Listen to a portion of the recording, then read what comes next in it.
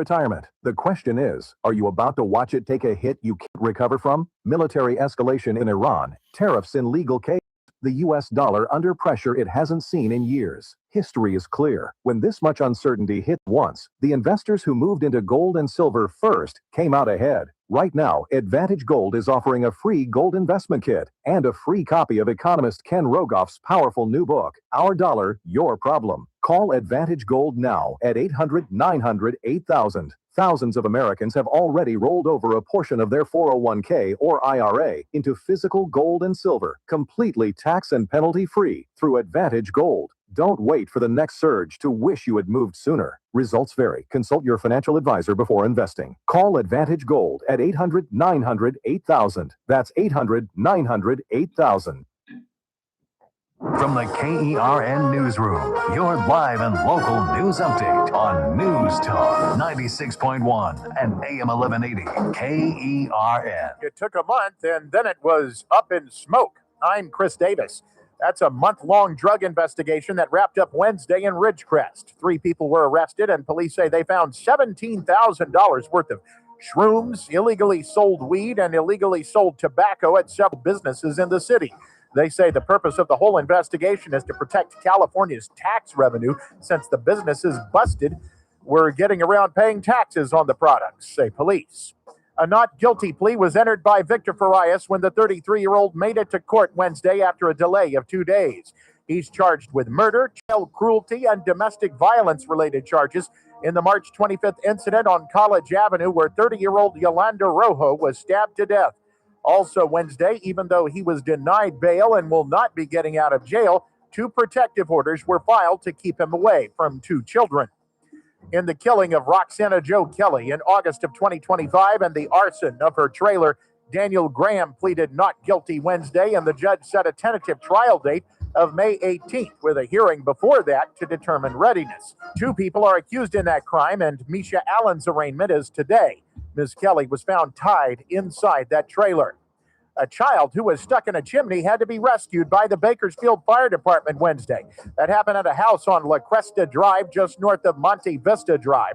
The kid was estimated to be around 10 feet down the chimney and was okay and able to talk to rescuers when they got there. So how do you get a kid out of a chimney? They sent down a rope and pulled him up. He was scraped up, but not otherwise hurt.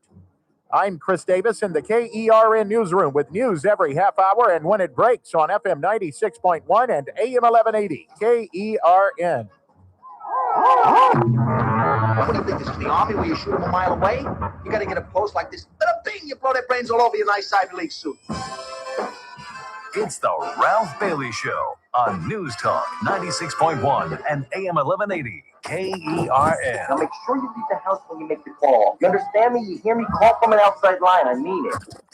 Call in or text to 661-842-KERN. That's 661-842-5376. Listen live at KERNradio.com. Now, the host you've been waiting all day for. Live from the KERN studio, here's Ralph Bailey. Hi, everybody, and a very pleasant good afternoon to you, wherever you may be, however you may be listening, however you may be viewing, for those subscribing on YouTube. It's the Ralph Bailey Show on News Talk 96.1 and AM 1180 KERN, where we're streaming live at KERNradio.com. Chris Burdick is producing the show on this second day of April. We got another busy broadcast. As most of you have discovered, once again, the political prophet has been proven right yet again. Pam Bondi is out of the administration. We'll unpack that, give you some of the likely replacements, or at least what's been talked about. We'll go over the president's address last night. We'll go over the president's address last night. You'll hear from the president on 2 different deals. You'll hear from his speech, and then you'll hear a troubling statement that he made regarding Medicare and Medicaid and daycare, and so damaging that the White House took it down. We'll explain that to you in just a second. And, of course, it's a Thursday, so Mike Turnipseed will be here at 4 o'clock. Daniel Petrey will be here at 4:30. And we'll get you caught up on Artemis 2, which tonight, in just a matter of hours, I have to correct myself from correcting myself, because I originally said yesterday they'll be speeding to the moon at about 25,000 miles per hour. And then I thought, God, that seems fast. And I said, no, that can't be. No, it is. It's exactly 25,000 miles per hour. It's 17.5 to get out of the Earth's orbit. And then they'll be traveling 25,000 miles per hour toward the moon. It'll take them about 4 days to get there. And then they'll swing around the dark side of the moon. They'll be farther. There's a difference between farther and further. Farther is distance. Further is like an idea. Like Chris has taken this show further than it's ever been before. Well, that's not distance, but in the mind, we're doing things differently, and we're taking the show further than it's been. Farther is I can hit a golf ball farther at 63 than I could when I was 53. Oh, how I wish that was true. But unfortunately, it's not. But we begin, of course, with the lovely Pam Bondi, who, unlike most folks, you got to give it to Donald Trump. Kristi Noem and Miss Bondi both got very nice farewell statements, got really nice landings. And I'm going to spin this right back to Bakersfield, because it once again raises the question that I have with our district attorney. I haven't issued any issues with who they've hired or the fact that they got rid of the open door network. Okay, that's her prerogative. But the question to me has always been throughout this whole business between the DA's office and the open door network, okay, after you terminated them, why did you pile on? And why did you have Ken Russell and that other flunky write horrible, horrible accusations about Lawrence Skidmore? Do you really think that Donald Trump is happy with Pam Bondi right now? No. She absolutely damages his administration. God dang it, I forgot. Are you busy? Can you look up, see if we can find the original It's On My Desk video, audio? I think we have it cut. It's off of Fox. She was being interviewed by John, what's his name, and the other hottie. She was it's a 3-panel discussion. She's sandwiched in the middle. But that's what created the whole Epstein uproar. And do you really think that he's happy with her right now? No. But he was classy enough to give her a soft landing, as he was with Kristi Noem. And again, it just makes you wonder why in the world Cynthia Zimmer went out of her way to try to destroy Lawrence Skidmore after she let her go. Just walk away.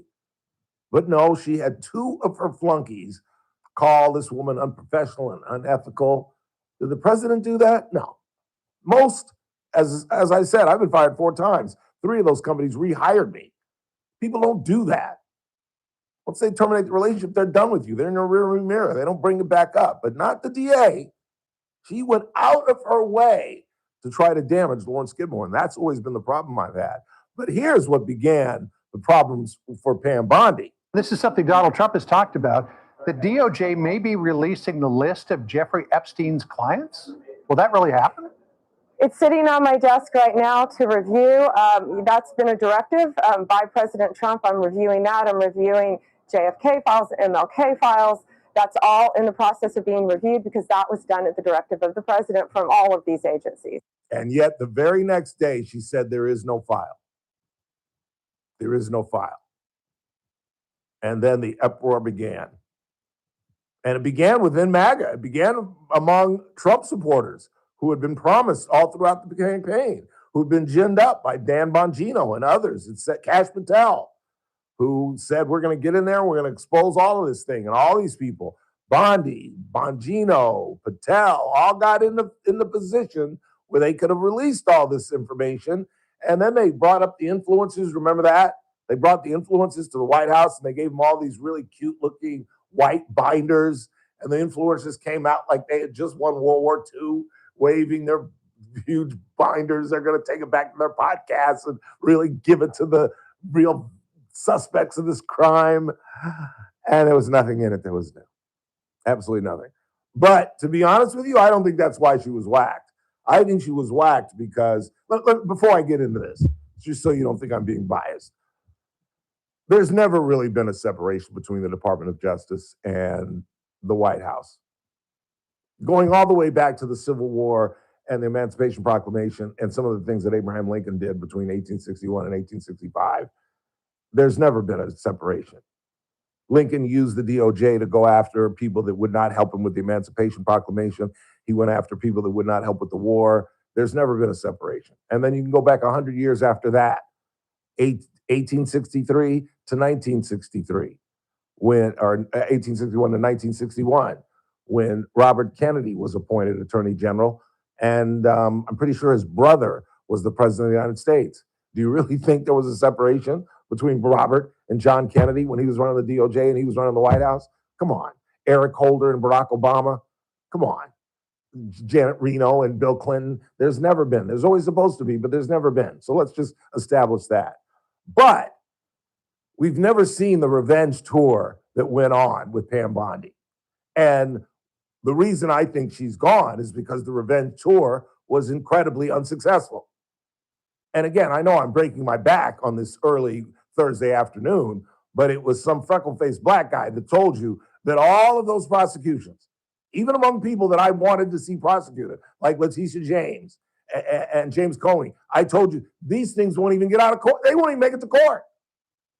Let's just take a look at the list of people that Pam Bondi tried to prosecute, and most of them never even came to court. The aforementioned James Comey, the aforementioned Letitia James, Lisa Cook.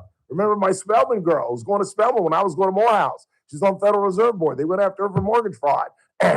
Failed. Don't forget about John Brennan, the CIA director. They went after the CIA director. That failed. They went after Adam Schiff. We all wanted that to be successful, but that failed. They went after Jerome Powell, the Fed Reserve. That failed. Jack Smith, the guy that went after Trump. That failed. They went after John Bolton, his former NSA advisor. That failed. They went after Chris Christie. They went after Chris Christie, who's not even in politics anymore. He's a big fat tub living in New Jersey eating Ben and Jerry's ice cream. Are you kidding me?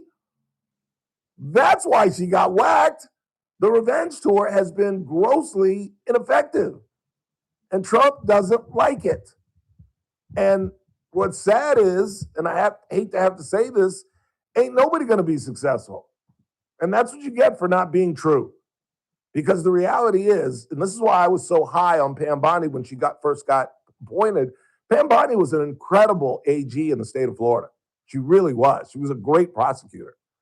But it's once again evidence of these Republicans who are absolutely willing to turn into Gumby and absolutely turn themselves and extort themselves and change themselves into different human beings for Donald Trump. Instead of just saying, boss, we're not going to get Letitia James and we're going to look silly if we try and we don't. Instead, they're like, yes, sir, you believe it. Oh, I'll get James Comey, I'll get him too. And then when you fail, you look like an idiot. You look like an absolute idiot. And then, of course, there was that incredible performance before Congress, where I think she thought she was doing the bidding for the president and may have even been instructed to answer the way she did, but most of you saw that, where she literally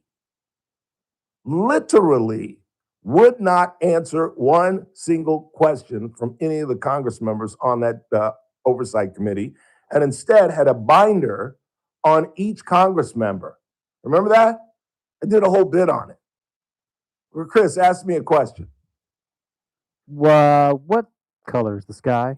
Well, that's not really important after what you did, Mr. Burdick, in the House. You voted for this and this and that and that and that and this, and you were an absolute disgrace to the state of California. You should have never been. I mean, she wouldn't even come close. And you could see her turning the binder, much like Karine Jean-Pierre when she was press secretary. Remember that? When Karine Jean-Pierre was press secretary, and they'd ask her a question, and she'd flip through her binder, and then absolutely look down and read the answer. This was long time coming. Even Fox News is reporting that the president has been thinking about this for quite some time, and finally it had to come. And you know who's next? because I'm one of the few radio talk show hosts who can actually tell you what's going to happen before it happened. I told you Kristi Noem was The Walking Dead. I told you the Pam Bondi's gone. You know who's next? Pete Hegseth. Pete Hegseth. Unless Epic Fury is a resounding success and we can get out of there and the Strait of Hormuz is open and there's some sort of moderation in the region, which is highly unlikely, Hegseth is the next head to go. Why? Because Trump will blame it on Pete. If this thing goes badly, because now, as we'll talk about in just a second, the president has set a timetable. And if this thing goes for 6, 8, 12 weeks, you really think the White House is going to take credit for this? You really think they're going to take the blame for this? Mark your calendars. April 2, Bailey told you Pete Hegseth is next. Probably not anytime soon, because you don't want to look like it's chaos and you're just dumping everybody off the plane. But he's next. I guarantee you. I guarantee you. Let's go ahead and take our first break of the day. And when we come back, there it is. I'm like a Pavlov's dog. I can't go into my intro without the music. I'm like, I don't know what we're doing next. Oh, we'll get into the future of Miss Bondi. Some of the Democrats are still after her. I'll explain. Then at the bottom of the hour, we'll talk about the president's speech last night. We'll really mostly talk about what he did not say, leaving a lot of questions unanswered. You will hear from the president.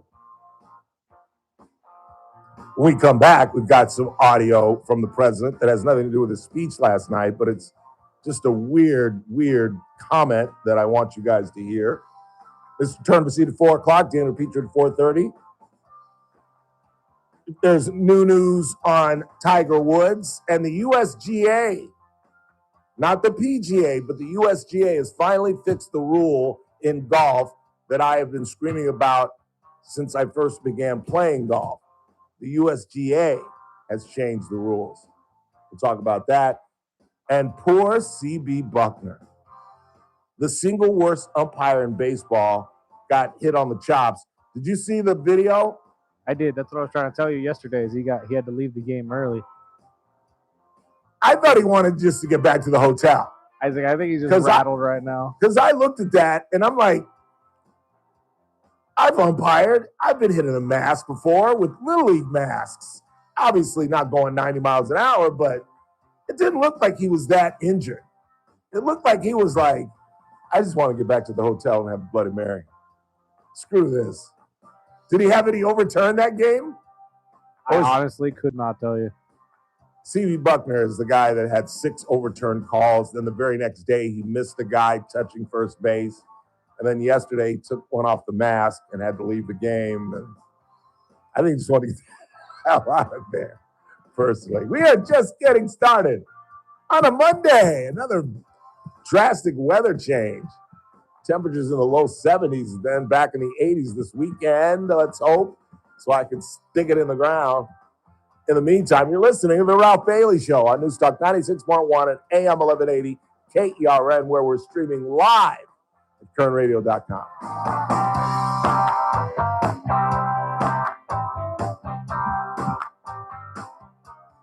News Talk 96.1 and AM 1180 KERN.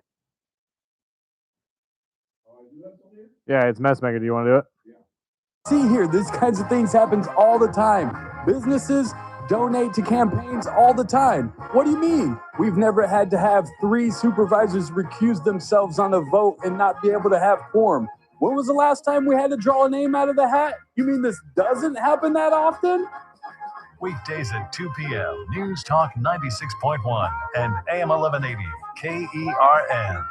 Keep it locked. Coming up in the 4 o'clock hour, our money man, Daniel Petrey, will join us. It'll be an interesting conversation with Daniel today from Messmaker and Petrey Wealth Advisors, because, as you know, it's been a roller coaster week for the stock market based on statements made by the president, based on where we stand in Iran. And, of course, we'll check on the deficit as we do each week with Daniel. We'll check in on silver and gold. But of course, you know what Messmaker and Petrey Wealth Advisors are all about. They're like folks like me in our 60s who are contemplating seriously retirement.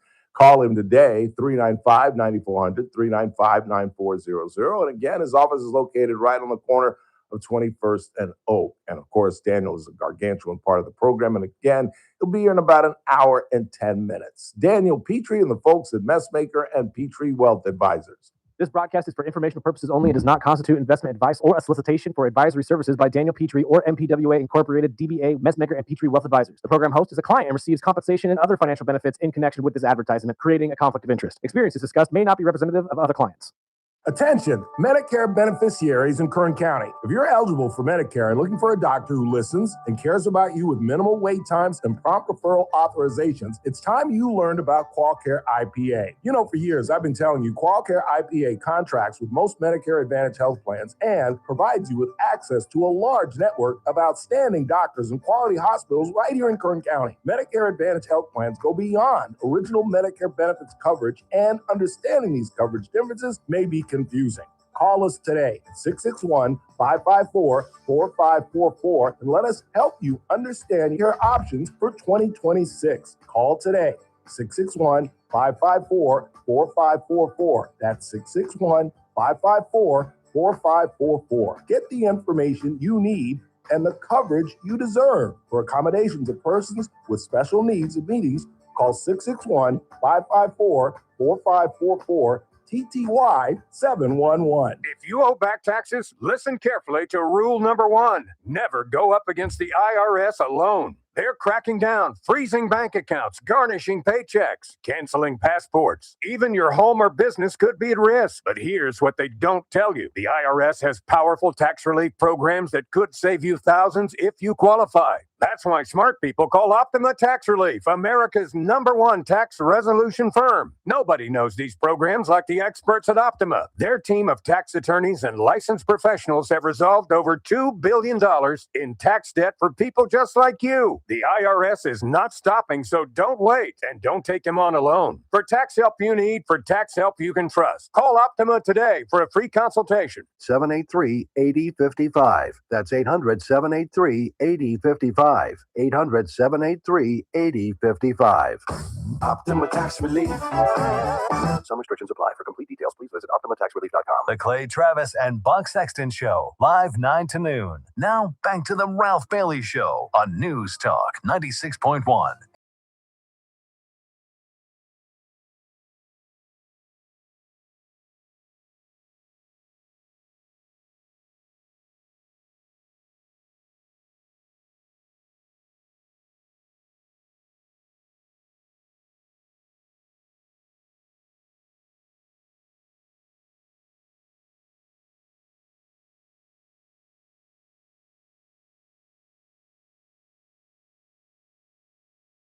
Well, I think before we get to the video, because I'm sure, as most of you know, the video has been released of his arrest. Before we get to that, I've been contemplating and listening to other folks talk about it.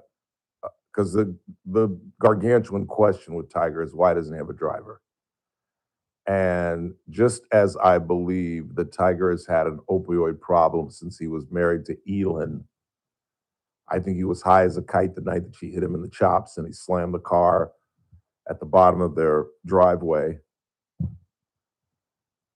Just as I think he's had an opioid problem that whole time, I don't think he is over the, how do I put this, the infidelity card. I really don't. I really, really don't. And I think that's why he does not want a driver. Because has anybody even asked, where the hell was he going that morning, that afternoon? He wasn't going to the golf course. From the mugshot, he wasn't going anywhere official because he was not clean shaven. He looked like a bum. He was wearing shorts and a top shirt. Where the hell was he going? He wasn't going to see Mrs. Trump. How do we know that?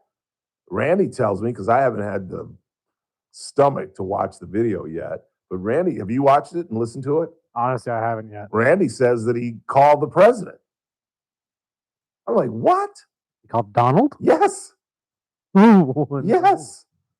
And I'm like, Dude, what? Trump card opponents on Trump cards. You know that's what he was thinking. Maybe these guys are MAGA supporters and they'll let me go if they know I'm buds with the president. Because that's not who you call. You call your girlfriend and you have her call the president. I can just see it as that I called your boss. You didn't call my supervisor. No, I called the president. I called the president of the United States.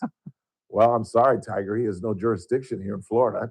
Not in terms of law enforcement. You'd have been better off calling Pam Bondi. To be honest with you, she still had the gig at the time. You'd be better off calling a lawyer, like an attorney general, rather than the president. But and then, of course, he gave two of the stupidest answers to the police, that he was fidgeting with his radio and his telephone. Dude, that's stupid if you're sober. And now, I don't know if you saw this, a judge has given him permission to leave the country to get his rehab on. So apparently, he's definitely going to rehab, and he's definitely going somewhere out of the nation, apparently, or he wouldn't have had that request. And that makes sense. You know, you go to rehab in the country and you're going with people who are going to go, you know, tell their story to the National Enquirer, probably somewhere deep in the Bahamas where only a small select people can afford it, and probably find one with non-disclosures and all that nonsense. But it's just sad now, because I was realizing last night, you know, his golfing days are over. I think everybody that loves him is going to say, you can't take opioids anymore, Tiger. So you can't create more pain. And the only way you're going to get away from pain is to stop hitting 200-300 golf balls a day.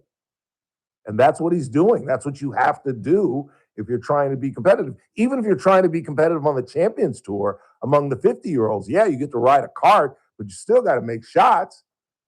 You still got to make shots. You still got to hit chips and golf balls every single day.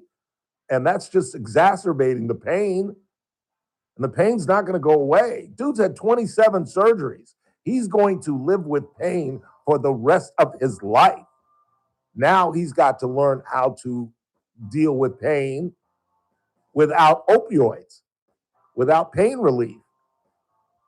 And obviously, you can't hit golf balls anymore, because that just creates more pain, and it's going to create more desire to get back on the pills. Quick timeout, bottom half of the hour. You'll hear from President Trump, both from last night and from yesterday, when we come back. Don't go anywhere. News Talk 96.1 and AM 1180 KERN. With SRN News, I'm Keith Peters in Washington. Defense Secretary Pete Hegseth has asked the Army's top uniformed officer to step down as the United States wages a war against Iran. Top Pentagon spokesman Sean Parnell said Thursday that General Randy George will be retiring from his position as 41st Chief of Staff of the Army effective immediately. Pentagon officials aren't offering a reason for George's departure, which comes nearly 5 weeks into U.S.-Israeli attacks on Iran. President Trump said Pam Bondi is out as his Attorney General. Trump, in a social media post on Thursday, named Deputy Attorney General Todd Blanche as the acting Attorney General, though 3 people familiar with the matter have said he has privately discussed Lee Zeldin, the head of the Environmental Protection Agency, as a permanent pick. This is SRN News. News Talk 96.1 and AM 1180 KERN. From the KERN Newsroom, your live and local news update on News Talk 96.1 and AM 1180 KERN. Up in Smoke was an operation by authorities in Ridgecrest. It took about a month and wrapped up Wednesday. In total, 3 people were arrested on charges related to selling drugs in stores around the city, drugs that included magic mushrooms and untaxed weed and tobacco products, say police. Not guilty, says 33-year-old Victor Farias, who is charged in the killing last week of 30-year-old Yolanda Rojo at a house on College Avenue. He faced a judge for the first time Wednesday, was denied bail, and had 2 protective orders issued against him to keep him away from 2 kids who were involved in the incident. Rojo was stabbed to death before Farias fled and was later caught in Tehachapi. I'm Chris Davis in the KERN newsroom with news every half hour and when it breaks on FM 96.1 and AM 1180 KERN. Experience the Bakersfield Symphony, The Great Classics, Saturday, April 11th at Dignity Health Theater. The evening begins with Don Giovanni Overture by Wolfgang Amadeus Mozart. From there, Florence Price's Andante Moderato offers a moment of lyrical warmth, showcasing her rich, expressive voice through the lush sound of the string orchestra. The program concludes with Joseph Haydn's Triumphant Symphony No. 104, London, a joyful and spirited finale that reflects the wit, brilliance, and grandeur. These classical favorites are brought to life by the Bakersfield Symphony Orchestra. For more info, go to bsonow.org. Start your day right. First Look with Scott Cox, 6 to 9 a.m. On the Friday edition of the First Look program, we'll check in on our astronauts there on the Artemis II. We'll see how things are going with our boots on the ground in Iran. I'm sure everybody's doing great. We'll have news and traffic and weather. It's all happening 6 to 9 a.m. Right here at News Talk 96.1 and streaming live on the internet at kernradio.com. First Look with Scott Cox, 6 to 9 a.m. News Talk 96.1 and AM 1180 KERN. You're listening to The Ralph Bailey Show. Catch me weekday morning 6 to 9 a.m. on First Look with Scott Cox, News Talk 96.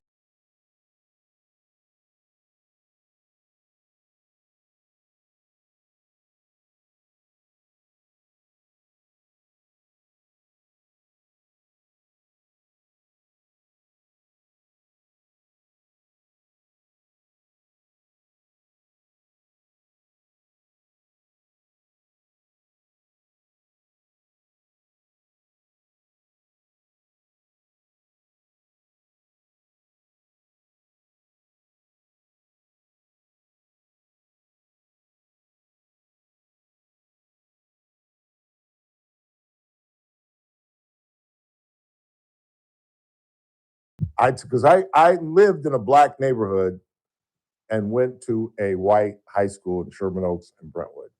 And you have no idea. And I didn't give a damn. That's what I'm proud of. I really didn't give a damn how much crap I took from the brothers in my neighborhood to like the Beach Boys. That's why I was shocked. And I guess it's a maturation level. But I mean, I got skewered for the music that I listened to. I was called white boy. I was called white chocolate. I was called all kind of names when I was a teenager. Because Verdict is love. Sorry, white chocolate got me. Yeah. And so then I was reluctant to do the same thing when I went to Morehouse. And yet, when I went to Morehouse, the brothers absolutely accepted. I turned brothers on. You remember the guy Torrance that called? I turned guys like that on to Johnny Cash, to Sinatra. I had my floor singing Sinatra songs when I was a freshman at Graves Hall. I had no idea because, after the crap I got, white chocolate was the one that got me too. I didn't like that. Didn't like that at all. Because that's normally the name. You know what they normally use white chocolate for? White boys who think they're... Exactly. It's white boys that can play basketball. Yeah. They call him, what was it, Jason Williams? J. Will, yeah. J. Will, yeah. There was, and because he was a brother. He was from, he grew up with Randy Moss. And he was blacker than Randy Moss. He was like, have you heard him recently, by the way? Yeah, he's on Barstool all the time. Oh, yeah. Did you hear what he had to say about the WNBA? Yes, I think I did see that. It was classic, where he believed, and I believe this, that the worst player in the G League, hi, Kelly, the worst player in the G League, not in the NBA, but he said the worst player in the G League would school anybody in the WNBA. And this comes on the heels. Did you see this? Where Brittany Griner thinks that she could beat, remember DeMarcus Cousins? Don't start this war. Yes. No. She thinks she can beat DeMarcus Cousins. She cannot. And so they went around to a bunch of NBA players, and the funniest was Durant, because all of them, obviously, Chuck, all of them were like, ain't no way. And I think it was what's his name that said she won't get 2 hoops on him. If they go to 11, it'll be 11-1, if it's that.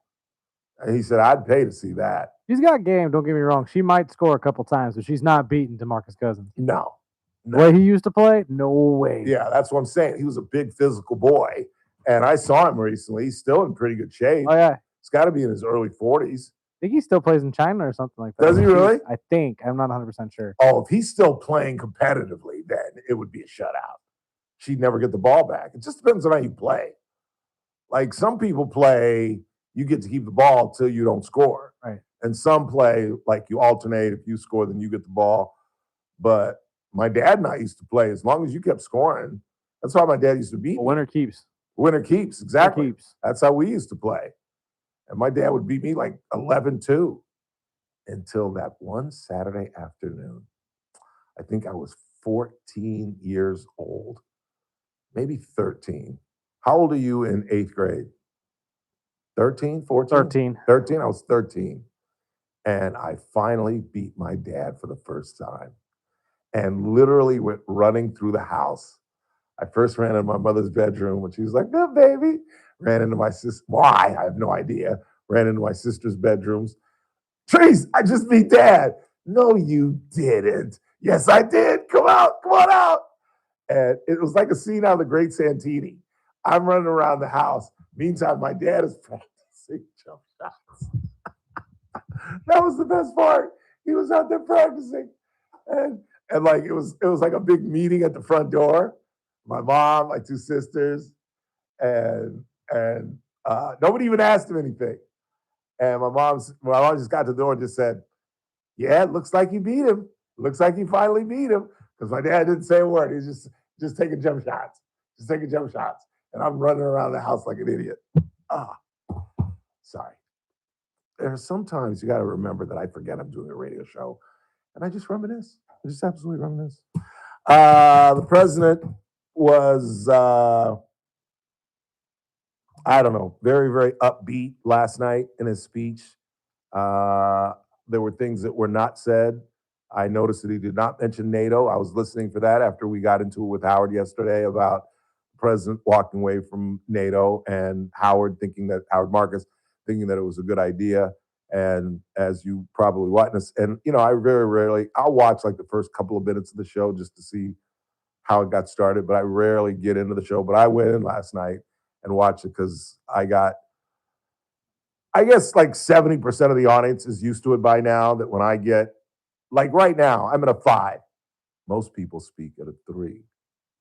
This is where most people speak. But I talk at a 5 quite naturally. So that when I get passionate about something, even if there's not a guest, I get to about 7 or 8.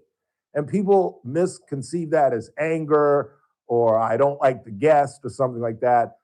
But that's why I love all my regulars, because Howard gets it. We've gone at it many a time, and we've gone at it with just about it. I told you the story that when I got into it with Teresa Goldner, for probably the very first time where I've actually really pushed back on Teresa, I got a phone call from Turnipseed that night who said, "Oh, I'm so happy to see that I'm not the only one you crap on." And I was like, "I don't crap on anybody. What are you talking about?"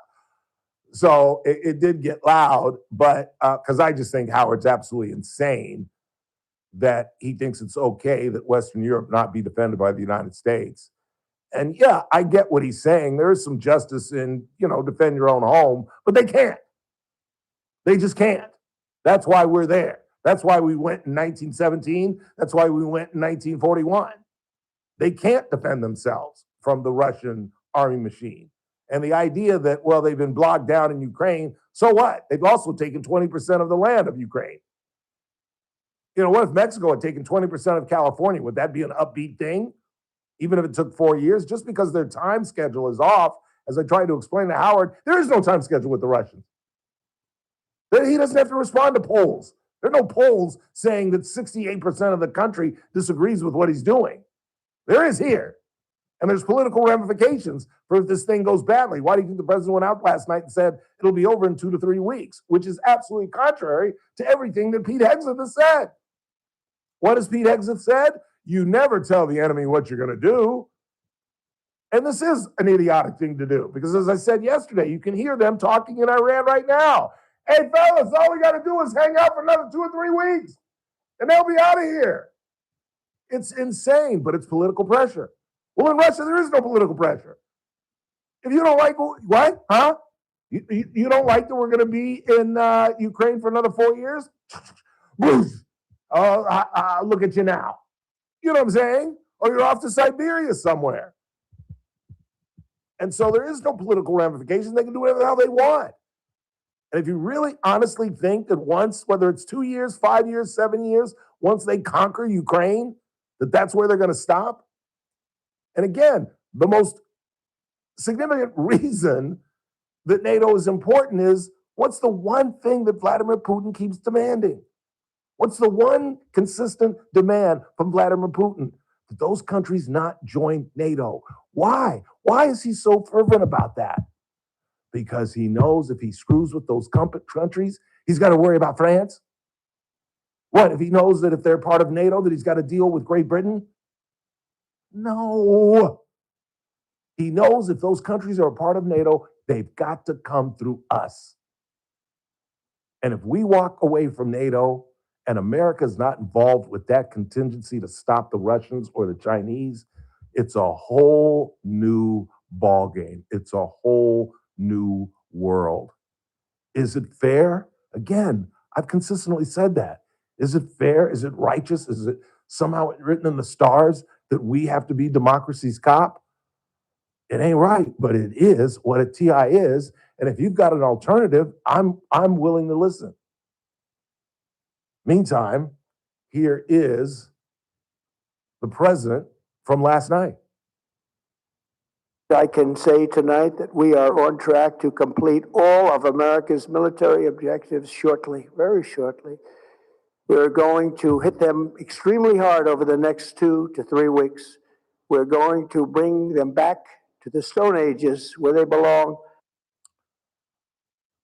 I just don't think that's effective. Again, we don't want to destroy Iran. We want to destroy Iran's leadership.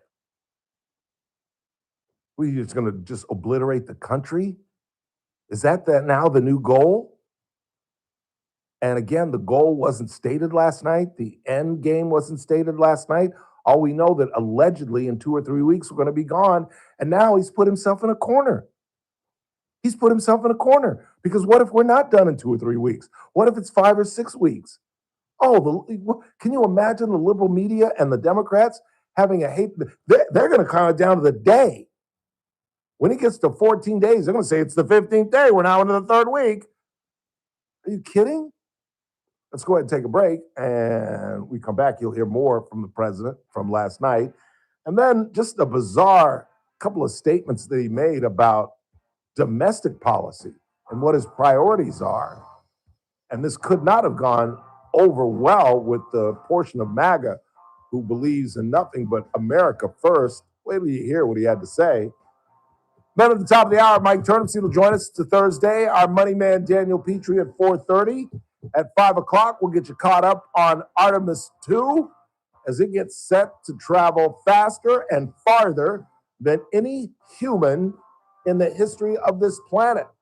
As they slingshot their way around the moon, begin a 4-day journey to the rock orbiting our planet, and then a 4-day sojourn back to California, by the way. Am I wrong? Aren't most of the re-entries done off Florida or the Bahamas? Not this time. They are splashing down outside of San Diego. In the meantime, you're listening to The Ralph Bailey Show on News Talk 96.1 and AM 1180 KERN, where we're streaming live at kernradio.com. News Talk 96.1 and AM 1180. Casey.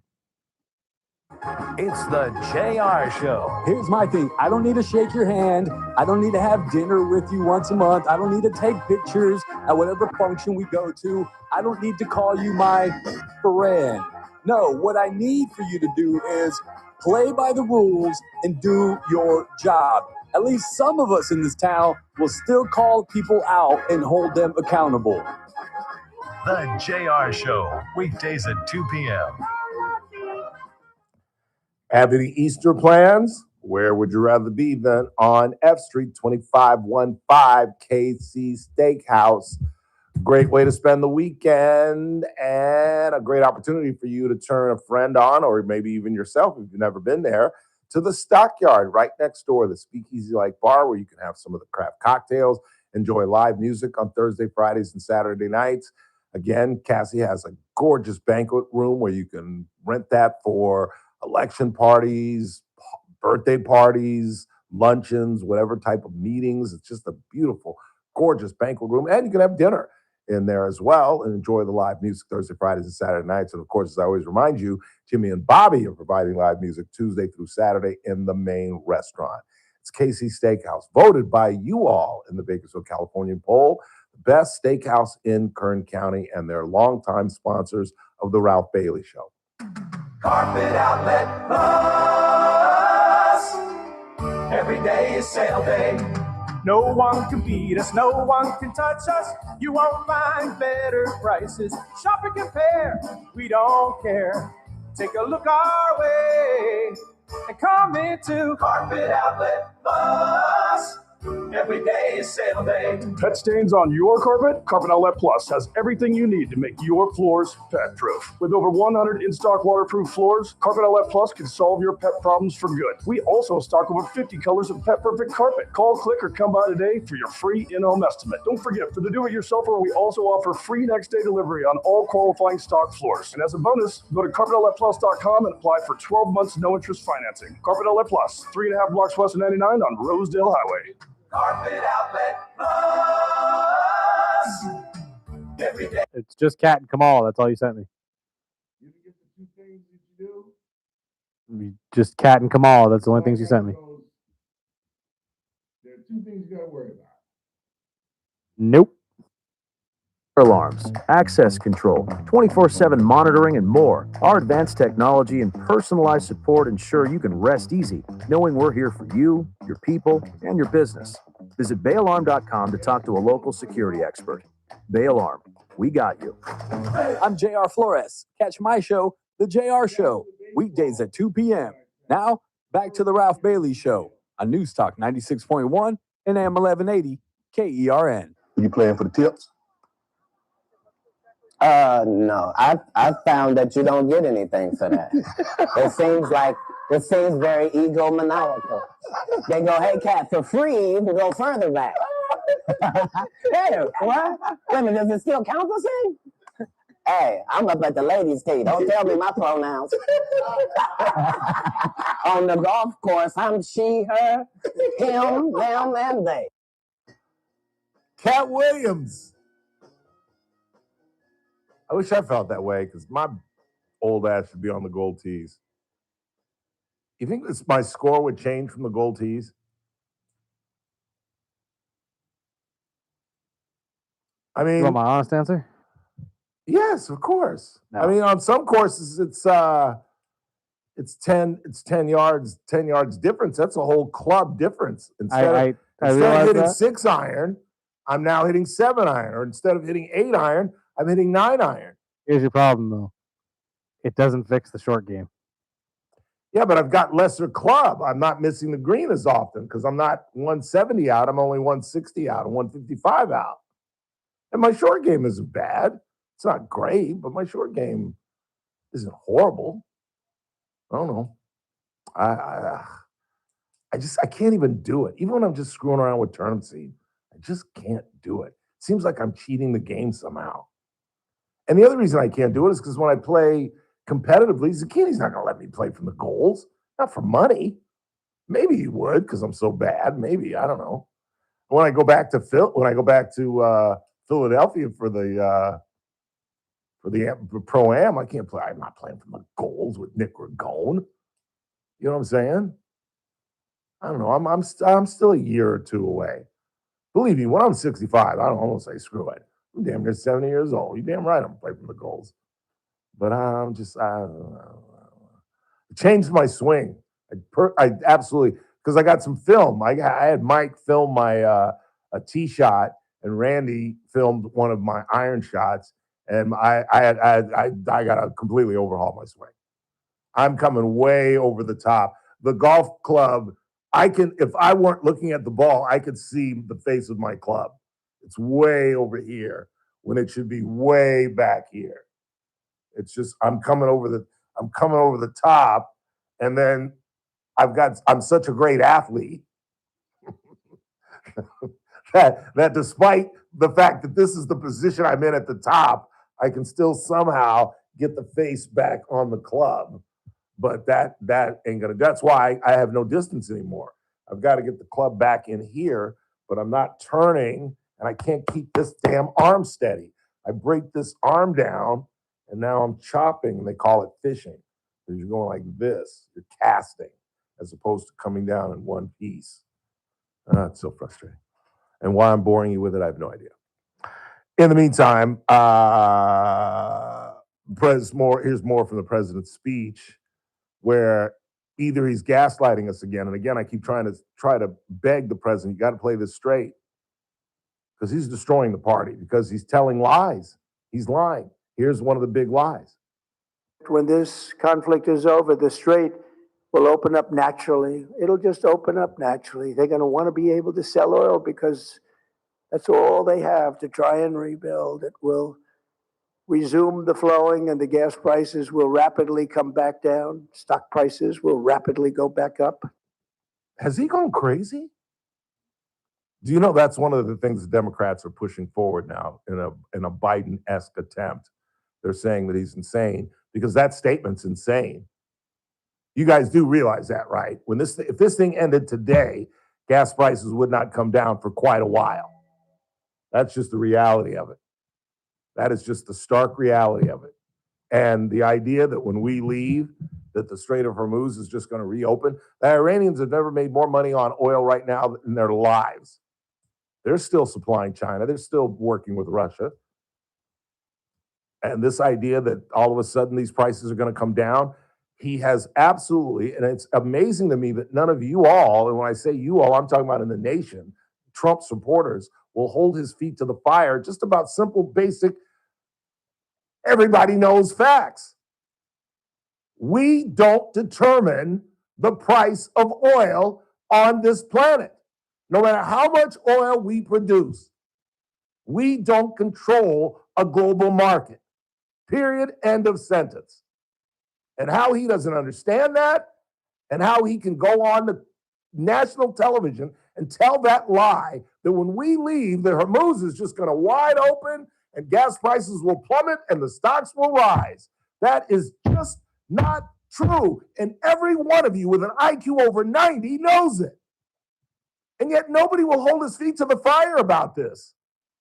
Again, I will say it every single day we are in Iran. This is not a campaign. This is not the midterms. This is not some presidential speech. This isn't a debate. This is war with global ramifications.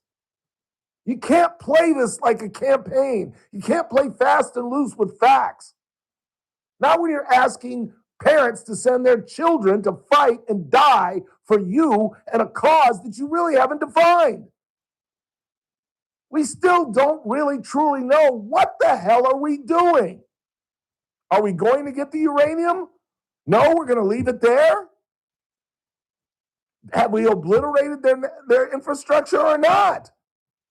Because we were told 6-7 months ago that we had destroyed their infrastructure. Then we were told, well, we devastated their ballistic missiles. Hell, they launched one this morning on Israel. We were told that we weren't leaving until there was an unconditional surrender. Now we're told he's talking with somebody. They won't say who, but they're talking to somebody. It's just a convoluted mess with Fox and friends at the Pentagon leading the way. It's just, it is, if they don't somehow pull a rabbit out of their arse, this is going to have gargantuan ramifications for the Republican Party for years to come. For years to come. And I really believe that's why J.D. Vance went on the record initially as saying, I'm totally against this. Because now he's got an off-ramp. Nobody else. Rubio doesn't. Although Rubio's numbers have increased. You see that in that poll that I was talking about? I didn't really get into it the other day. But it was from a year ago. It was 53-3. 53% of the CPAC people thought that Vance would be the next president. 3% it was Rubio. Now I think it's 53-43 or 53-33, something like that. He's advanced like 30, 40 points. And I think that's Vance's off-ramp if this thing goes badly. I tried to tell y'all, I'm the vice president. My job is to do what the president wants to do and fulfill his orders. I'm the executive officer. If the captain of the ship says we're going full speed ahead toward that iceberg, it's my job to enact it. It's not my job to oversee the captain. And that's what he's going to say. The president says we're going. But I'm on record. Go look back in the archives. I was the lone voice in the cabinet that said we should not do this. That's his off-ramp. And it could be a popular one. Unless, of course, like I say, they pull this thing out of the hat and can get out inside of a month, because after this now corner that he's put himself in, 2 or 3 weeks, every day after that period, the pressure is going to mount. And now you've told the Iranians that all they got to do is hang on for a couple of more weeks. I just don't understand it. And if you do, if there's some rhyme or reason, please text the show or call the show and explain it to me, because I don't have a clue. I really don't. And as I've said from the get-go, I support what we have intended to do, which is to end the menace in the Middle East, but not like this, not bumbling and stumbling and staggering around and having different messages and lying, not telling the truth, not playing it straight, not listening to the Ralph Bailey show. Just play it straight for once. For once in your life, just play this straight. No exaggerations that China gets 95% of the oil from the Strait of Hormuz. Not this, oh, they gave us a gift. They allowed 10 tankers to go through there. Anybody buy that? You really think the country that we're bombing gave us a gift? Come on now. Oh, well, all we can do is cross our fingers, hope that they are able to pull this out, that we are able to just obliterate the leaders, but not the country, and be the good guys, and just affect some kind of moderation. That's all. Just moderation. They're going to hate us for the rest of American history. And then, of course, there's NATO. But we'll get into that much later. Quick time out. Mike Turnipseed when we come back. Daniel Petrey at the bottom of the hour. And an update on Artemis 2 in the 5. I would stick around if I you.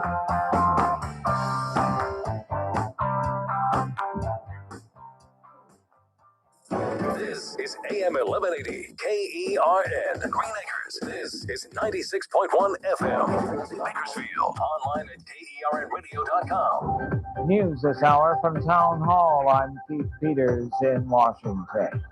Iran has launched missiles while discussions on a ceasefire go on. Iran has responded to President Donald Trump's address to Americans on the war with new missile attacks targeting Israel and the Gulf Arab states, underlining Tehran's insistence that it rejects Washington's outreach for a ceasefire while maintaining its grip on the Strait of Hormuz.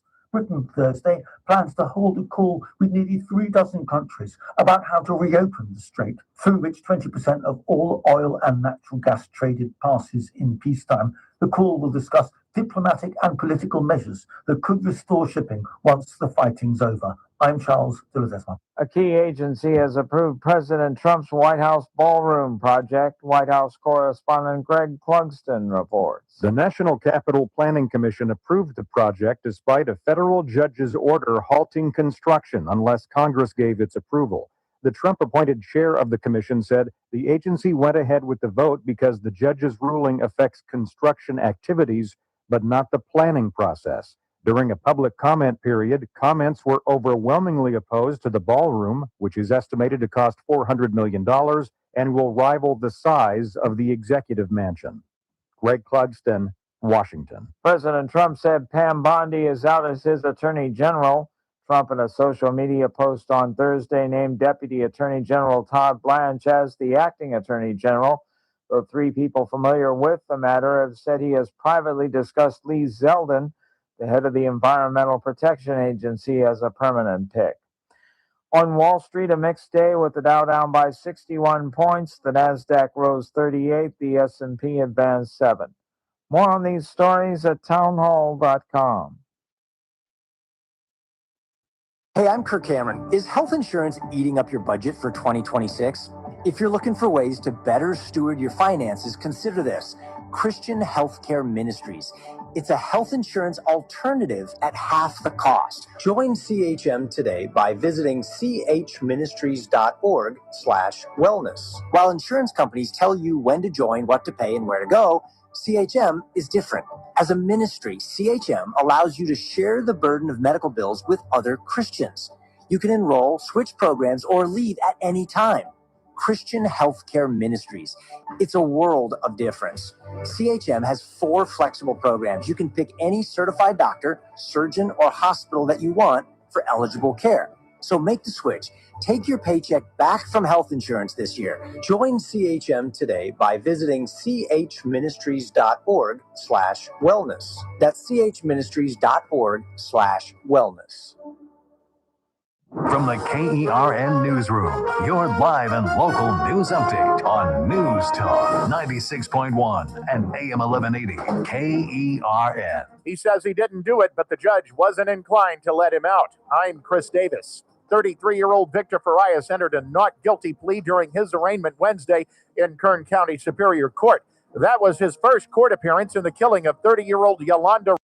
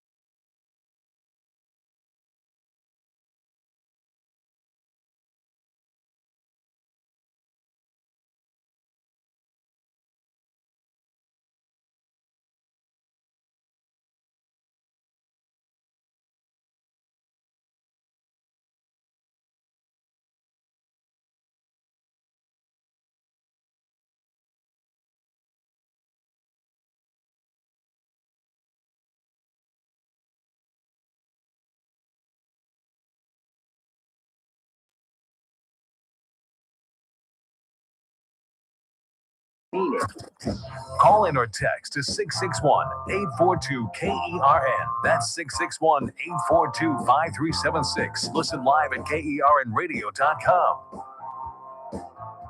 Now, the host you've been waiting all day for. Live from the KERN studio, here's Ralph Bailey.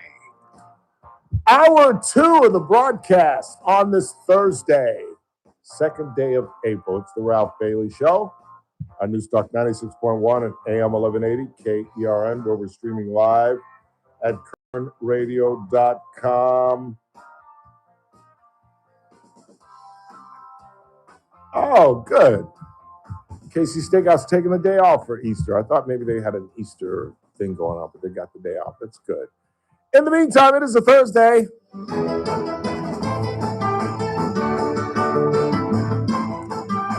The Executive Director of Kern Tax, Michael Turnipseed. How are you, sir? Oh, Ralph, it's just another day in Bakersfield. Just another manic Monday. It's a beautiful day. It's Thursday, though. The sun came out. I was just taking a walk. The sun came out. Yeah. It's a beautiful Been day. cloudy all day. I know. Beautiful day. Beautiful day. Beautiful, beautiful. Well, actually, it rained, and it rained on one Tuesday. As I was walking out the door, but it about rained. 6:15, I was walking out the door and got rained on. It would have been the first March ever with no rain. I know. It got it in within the last 6 hours. And it was the hottest March in our history. Yes. In the state of California. And Yes. we're happy that there was no rain because it's the first time in 2 years it did not interrupt our honor flight open. It was gorgeous that afternoon. And I thought we had our most successful honor flight. Don't you think? Great day. It was. Beautiful day. It really was. It was a fun afternoon until I asked you to go buy me a Arturo Fuente, and then it went absolutely downhill. Did I even tell you that, Chris, that I actually had Mike go back to the clubhouse to get me that cigar that killed my afternoon? So stupid. I will never smoke a cigar again. Man's got to know his limitations. You're damn right. And I will never smoke a cigar again. See, I don't inhale. I puff. I puff too, but you don't smoke a cigar the way you would normally as you would on a golf course, because you're puffing harder. And if you're playing golf, so you sat in the car and smoked. If I could have done that and just slowly puff, but when you're playing, you got to keep it lit, and then it goes out because you got to put it on the ground, and then you got to relight it. And at my age and my weight now, and about the 10th, 11th hole, I was just like, Mike, I don't feel good. Man, Mike just kept saying, drink water, Ralph, drink water. Just drink some water. Like, man, I really don't feel good. What are one of Clint Eastwood's most famous lines in all his movies? You feel lucky, punk? Do you? No. A man's got to know his limitations. Yes. I didn't think one smoke. And it's your fault. Mine. Because you were smoking that Arturo Fuente in my golf cart, and it smelled so damn good. I was like, I got to have one. I got to have one. About every 2 or 3 months, just need to feel a beautiful day like that. So that's a great smoke too. And they just happened to be selling them in the pro shop. I didn't go to a store and buy them, so I said, I'll take one of those. Oh, I thought you had a little humidor in your locker. No. No, you just actually wanted that one. Oh, I'm sorry. No. I used to have one at home. Yeah. But no mas, triple bypass, no mas. Yeah. So it's very special occasions. Yeah, I was going to say, you should not be smoking as well. But I think it'd been 2 or 3 months since I've had one. So it's not like I'm a regular. I just spoil myself. Right. Just like having a drink, you just every once in a while you got to have a drink. Yeah. You don't drink like you used to. What were you drinking? You were drinking old fashions.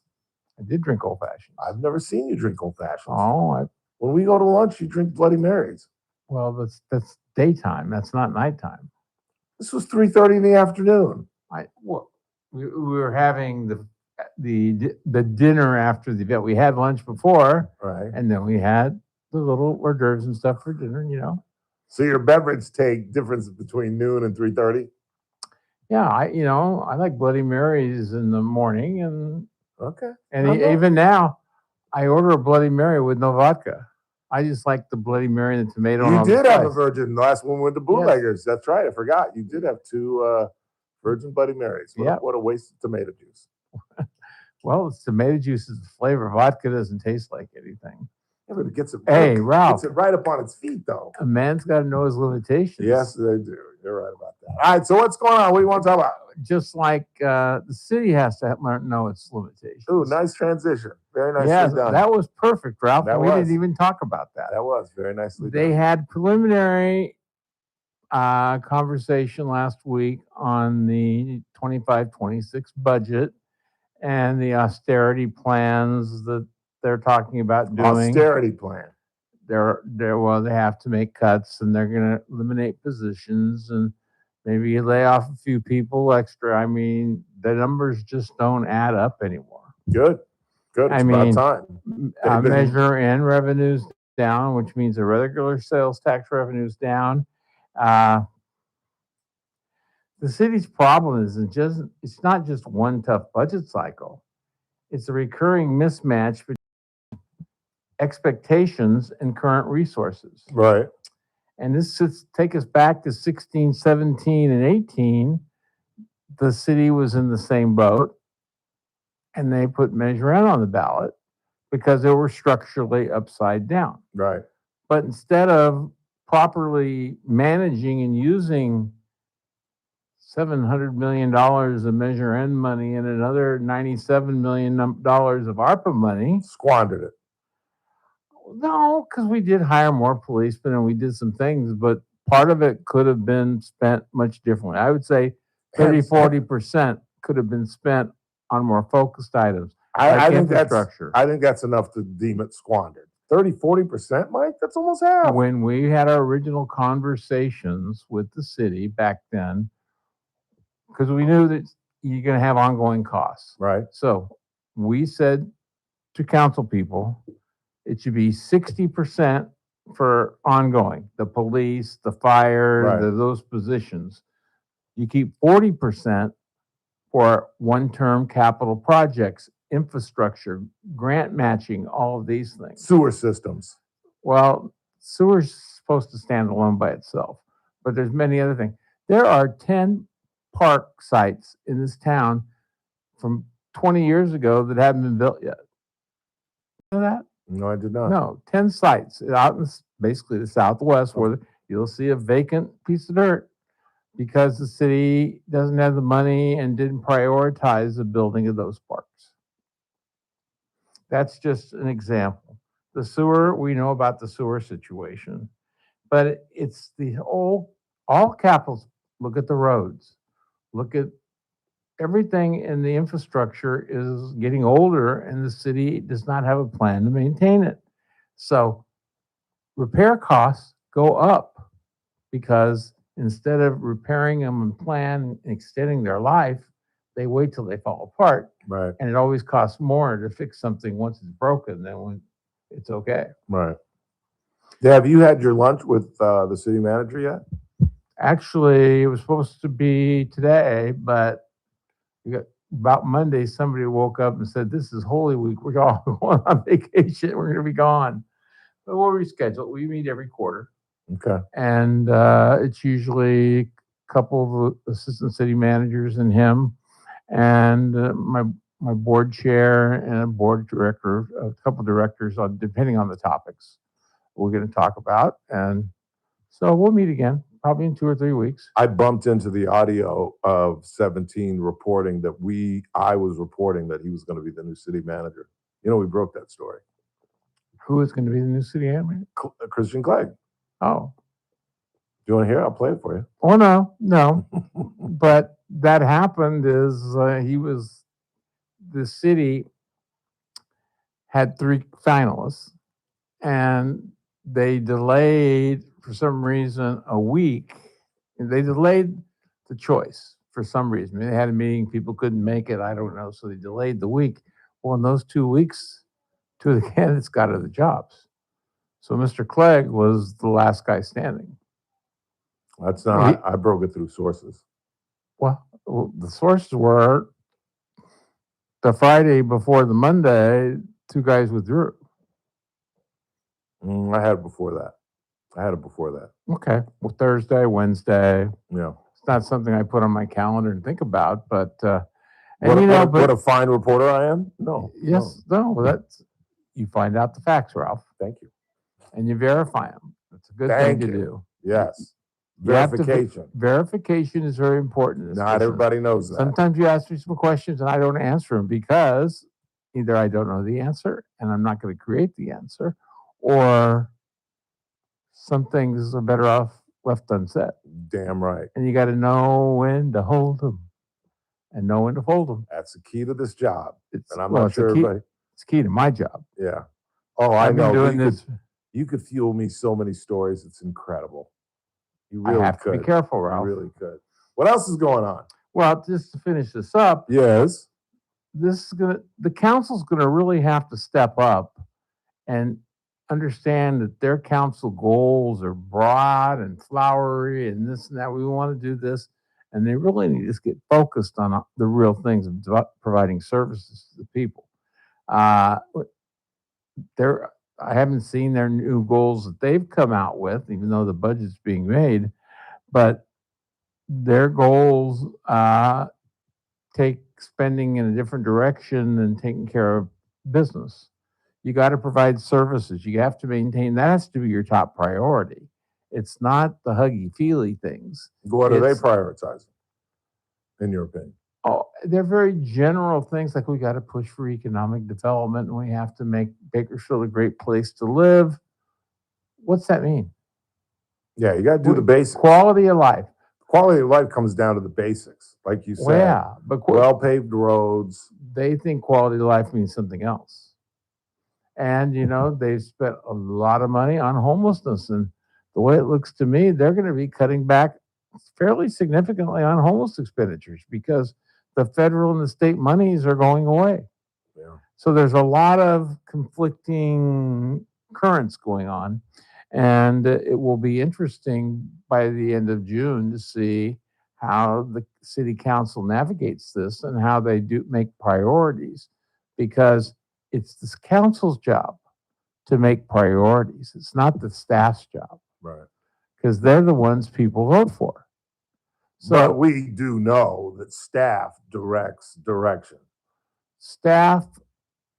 The city council doesn't have the time, nor do I believe they even have the inclination to be the true leaders of the direction of this city. And that's the problem with our city council. And I don't know if that's the people or if that's the system. That's why I've been screaming for as long as you've known me that we have to we've got to change the charter and make the city council full-time. And then we'll find out what the deal is when they have to spend 8 hours trying to improve this community. 8 hours a day. Not 8 hours every 6 months. I will say this. It doesn't take 8 hours a day to design the guardrails and basic of what we're going to take care of. No, we cannot be everything to everybody like they try to be. We as a city can only do what we can do, and it's their job to tell staff to stay within the guardrails, and that's what you can do under this budget. You may not be able to do that in 8 hours, but then now you have no excuse for not doing it 40 hours a week. You know what I'm saying? Now you're totally responsible. Am I wrong to say that staff wags the dog? Well, you look at the Kern Community College District, I think. Wait, back up. We can talk about that, but answer my question. Am I wrong to say that staff leads direction? These 27, 32-year-old ASU graduates are leading the city. They're doing the work. They're putting the puzzle together. They're the people that assemble the pieces. The puzzle, the boundaries of the puzzle are, we want this, we want that. That's set by the council. They should be specifically saying, absolutely. Really? They set policy, and they're the ones who are accountable that the city staff does what the outcomes are supposed to be. I don't believe that, Michael. I don't believe that. That is their responsibility. I know that's a responsibility. I know that's written in the title. But they don't do it. Okay, that's what I'm asking. Because the Bakersfield City Council, when you ask them what a problem, they'll tell you, well, we spent $30 million on this and $20 million. Well, what were the outcomes? Budgeting is an outcome-based business. Damn right. And the city hasn't learned that yet. Which is insane. Well, it is what it is, but it's set by the people who are elected. They set the policies of the guardrail. And there have been times where it's been more conservative and tight. This time they're spending money on more social issues like homelessness. And we all want to get rid of homelessness, so they're trying.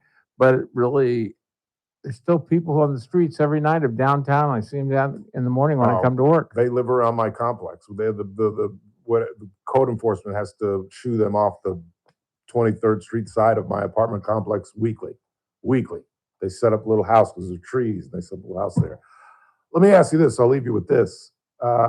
Is the city council going to look different? If Petrey and Andre Gonzalez both lose, do they return? They return. They do return. And Petrey will probably run again in the fall. Andre's got 2 years. No, it's not till November. 4 seats are up on the city council this year. Bob Smith, Petrey, Andre. No, Andre's not up. It's Eric. It's Ken Weir.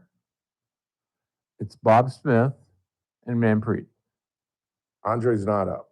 Andre's not up. So when he loses, he's coming back. Well, yeah, he would come back. Ralph, you better write him a $500 check so he wins. Kidding. That's what I've been talking about. I've been praying he wins. Go be in Sacramento, Andre. Go ahead. We love you. So far, it looks like he's got a better chance of winning than Manpreet, I think. That's accurate, but I still don't think he wins, though. But you're right. Manpreet doesn't have a shot in hell. Not a shot in hell. I don't play politics. I just observe. Yeah, whether you want her to or not, the reality is she's not going to win that seat. So the fact is she has to come back and run. And when people look at their sewer bills and look at this and budget cuts and layoffs of the police department that we just spent all this money rebuilding over the last 6-7 years. We just don't have that many players that want to get involved. And all the smart people that would make city council members don't want anything to do with it. I could name a list of names. The woman that was sitting in this chair a couple of hours ago would be a perfect city council person. Doesn't want to have nothing to do with it. I think she's starting to change. Cassie Biddle. Cassie? Yeah, I think she's starting to change her mind just a little bit. But people like that is who we need involved. Well, business people who are common sense. Who balance budgets. That's right. Sign checks. I'm not saying I agree with the adjectives used and things, but Mr. Bashertash's principles on budgeting and some of the things. Spot on. He's pretty right. He is the star of that council by far. But I think he's young. He's still in his first 2 years, and he has to learn to build coalitions and how you get to 4. And sometimes that's possible. That's a tough group to get 4 in terms of the direction that he wants to go. Yeah. Well, I think if Weir was there more often, I mean, he misses a lot of meetings. And Corman, if he's given the right, you got to give me some proof. Give me some evidence to back your way and support you. But it could be a lot more 4-3s than it is 5-2s. Yeah. And so it's building the house. He's got to build a house. He's got to build a coalition it's not just him carrying the water. It's 3 people carrying the water. Yeah, but he's a little radioactive, those guys. His comments, his bluntness has made him a little bit radioactive, don't you think? Well, he's young. I like it. Don't get me wrong. No. I love it. No. I love it. He's smart. But it makes the other council members kind of like back off just a little bit. How many times I can't say what I want to say because you got to make it what I think and what I can say but he is are very 2 different blunt. things. And he was pretty blunt on a couple Pretty of doggone occasions. blunt. And I like it. I like that. No, he was said what probably needed to be said. It's just down 1 octave. Yeah, I have the same issue. Mike Turnipseed, everybody. Quick timeout. Not a lot of time before we get to the bottom of the hour. Our money man, Daniel Petrey, is next. Thanks, Ralph. Thanks, sir. News Talk 96.1 and AM 1180 KERN. Start your day right. First Look with Scott Cox, 6 to 9 a.m. On the Friday edition of the First Look program, we'll check in on our astronauts there on the Artemis 2. We'll see how things are going with our boots on the ground in Iran. I'm sure everybody's doing great. We'll have news and traffic and weather. It's all happening 6 to 9 a.m. right here at News Talk 96.1 and streaming live on the internet at kernradio.com.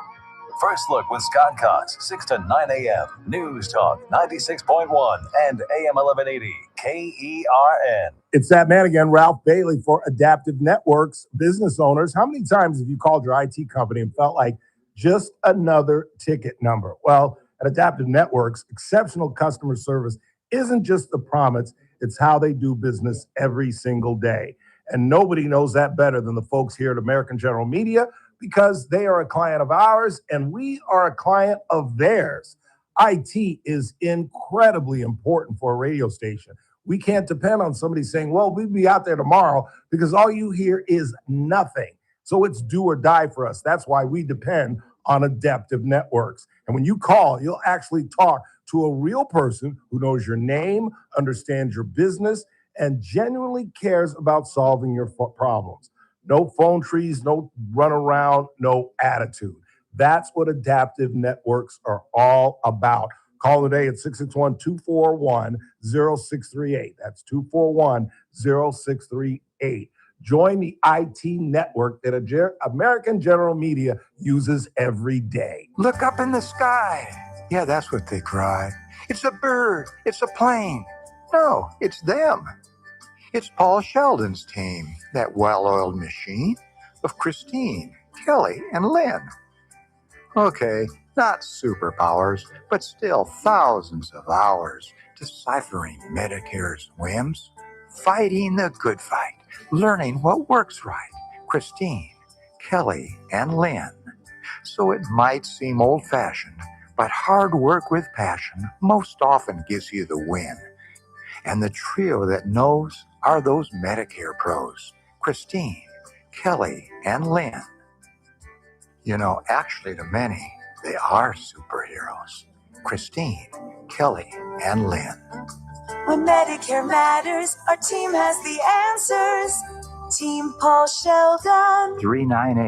398-2298. The Armstrong and Getty Show, weekdays noon to 2 on News Talk 96.1 and AM 1180 KERN. Now, back to the Ralph Bailey Show. How does it feel? How does it feel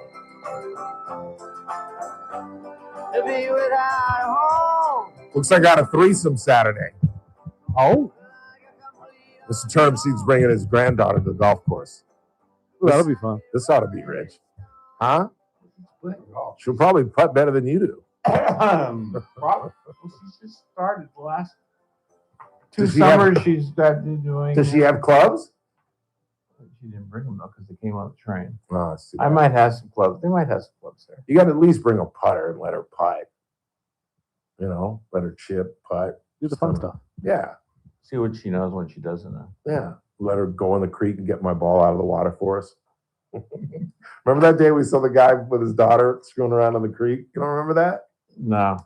Come on, you remember that. You talked about bringing your granddaughter when you saw it. Yep. It was right around the first hole, between the first and 12th hole. There was a father and his daughter. Yeah. And they were messing around in the creek. And you're like, oh, you know how to bring Harriet out of here. She's been out around the creek. We walked a lot because we go there for like. Kids love creeks. And they have the peacocks. But I haven't seen the peacocks lately. I have not seen the peacocks in a long time. I wonder where they went. Maybe south. No, it's springtime. Who knows? Quick time out. Bottom half of the hour. It's money time. Talk with the man from Messmaker and Petrey Wealth Advisors. Daniel Petrey joins us next.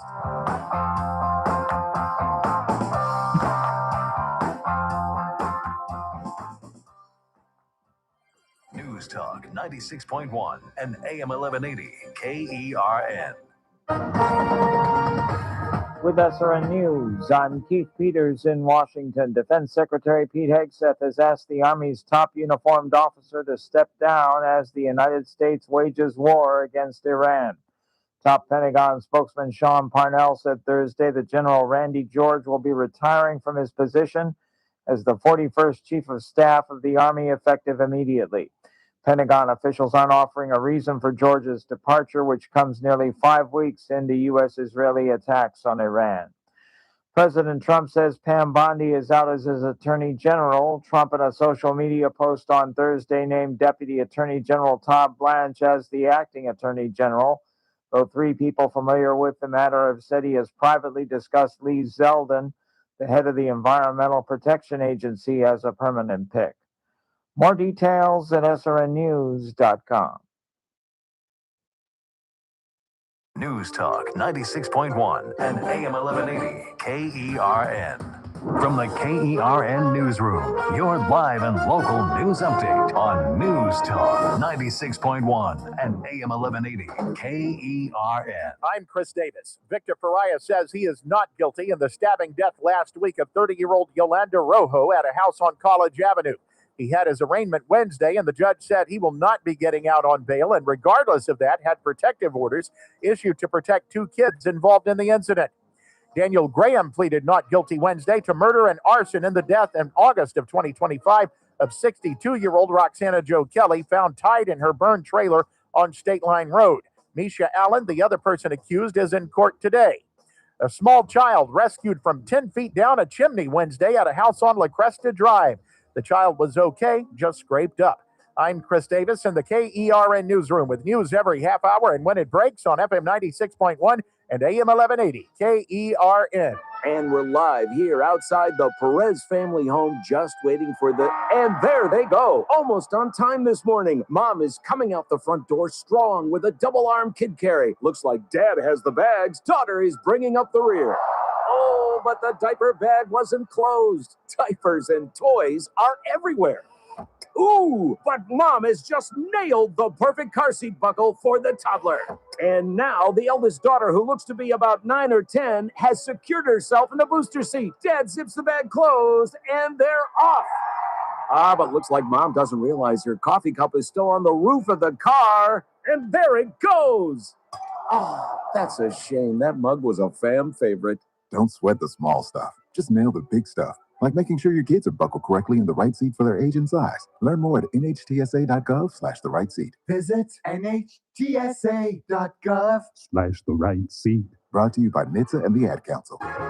It's the JR Show. So the IOC has finally done the right thing and banned transgender people from women's sports. They didn't do it for men's sports because you don't see the issue of trans people going from women to men trying to compete with men. No, you only see men trying to compete with the women because they know they have an advantage. And if they're not happy with that decision, well, they can just take their ball and go home. The JR Show, weekdays at 2 p.m. The Clay Travis and Buck Sexton Show, live 9 to noon. Now, back to the Ralph Bailey Show on News Talk 96.1 and AM 1180 KERN. It's a Thursday. Time to head to 21st and Oak, the offices of Best Baker and Petrey Wealth Advisors, and Mr. Daniel Petrey. How are you, Daniel? I am doing well. Thank you, Ralph. How are you? I'm good. Thank you, sir. Looking forward to Easter weekend. You have any plans this Easter? Aren't you Catholic? I was raised Catholic. Yeah. I'm not Catholic anymore. Were you raised Catholic? I was. Catholic? I was raised Catholic, but yet I was exposed to the Baptist church. My father's side of the family was Baptist. My mother's side of the family was Catholic. Ooh. And I attended Catholic school in New York City. And Catholic school here? No. Private school in Los Angeles, but not Catholic school. I went to Catholic school in New York City. I got that wrong. Yes, where I wore a gray, white, and blue blazer to school, just like I did at Buckley. I won't hold that against you. I loved wearing a uniform. I really did. Interesting. I did. It was great. I had like 3 pair of gray pants. I had 3 white shirts. And you did laundry halfway through the week, and you knew what you were going to wear in the morning. There was no decision making. There was no. I could understand that. Yes, there was no. Because go ahead. No, that's all right. Yeah, no, I just loved it. I really did. And you look good. You know, I went to Buckley, and I had to wear a white shirt, gray and red tie, a blue blazer, and the gray slacks. And I loved it. Then I went to Brentwood my 11th and 12th grade year and had to dress and thought it was freedom. It was a pain in the ass. I remember when I was very young, like full 4th, 5th, 6th grade type, I was embarrassed sometimes because we didn't have a ton of money. I had to wear my brother's hand-me-downs sometimes. Yeah. I was a little larger than my brothers, and it just, that and being a shy kid, I could see where what you're saying makes sense. Oh, yeah. One of the biggest, what's the word I'm looking for? Slights that kids make at a young age is how you dress. Yeah. Particularly if you're not economically up with them. You know what I'm saying? You're not wearing the latest tennis shoes or the latest pair of jeans, which was big when we were kids. What type jeans you wore, whether you wore Jordache or Levi's or whatever, Calvin Klein's or it was crazy in the 70s. I must say though, it did help me solidify learning to go against the grain or not caring. I learned early on not to succumb to peer pressure at all. Yeah. Yeah. Because I decided for me, it's like, you think whatever you want about me, I'm going to take care of me and good luck. Yeah. Good for you. Good for you. Yeah. I don't know where that, I would probably say it was more genetic than anything, but yeah. Yeah. Helps with my contrarian investment philosophy sometimes. Yeah. Hey, talk for a couple of minutes. Tell the audience what you thought of the president's speech last night. I got to do something real quick. Oh my goodness. Where do I start? I was a little disappointed, and I expected more from him on justification or reasoning or why we're doing something or not doing something. And he would get into it at times, but Trump has a way to go into his personal attack mode or his self-appreciating bravado mode. Bringing up Barack Obama. I mean, really? Yeah, it's bizarre because some of the things that I like about him, not being a politician, just kind of saying it from the heart. The outsider, yeah. Yeah, but it's the same thing that I just shake my head and go, why? Why do that? Why do that? But I don't know. Yeah. I get frustrated. Do you think this thing's going well? I guess it depends on what your definition is. See, that's the issue. Yeah. If we knew what the mission was all about and what the end was, we could make some kind of judgment. But I mean, because you can make an argument either way. Yeah, because who doesn't think we're going to destroy much of Iran with our air power and military might? I mean, that's a no-brainer. Yes. But what is our real goal, and how far away are we from achieving it, and what are we wanting it to look like after? Yes. And what happens after 2 or 3 weeks? He's convinced that the Strait of Hormuz will reopen just automatically as soon as we leave. I couldn't quite figure out his when he said, "You guys do it," and I thought, well, what? Why? Well, what? Yeah, get your own oil is what he wrote. My assumption there is, I asked you for help. You guys said no, so now I'm going to put it on you. Yeah. But then I thought, well, then what are we there for the first place? What? Yeah. Yeah, because you created this. Yeah. And now you're leaving this in the lap of Western Europe. And what did you think of his thoughts about moving away from NATO? You know, I was going to bring up with you, I enjoyed your discussion with Howard? Yeah, yesterday. One of the smartest cats I know. It was I'm torn sometimes because I definitely see your side. I could kind of get where he was coming from, and yet it's hard to know because you can't look into the future. But right. It's I don't know. In a lot of ways, the world has changed a lot, and I think we still view it from the 20th century. Yeah. And I'm not saying that's right or wrong. What else can you do? I mean, well, my fear is history tends to repeat itself. I agree. That's the one thing that I've learned studying history. It tends to repeat itself. And I just fear that Vladimir Putin is a very ambitious man. And he was dancing through the streets when he heard that NATO is crumbling. And if he's willing to go into Ukraine, again, I don't mean to be redundant for the loyal listeners who spend a lot of time listening because they've heard this many, many times, but why do you think he is so ardent about those neighboring countries not being in NATO?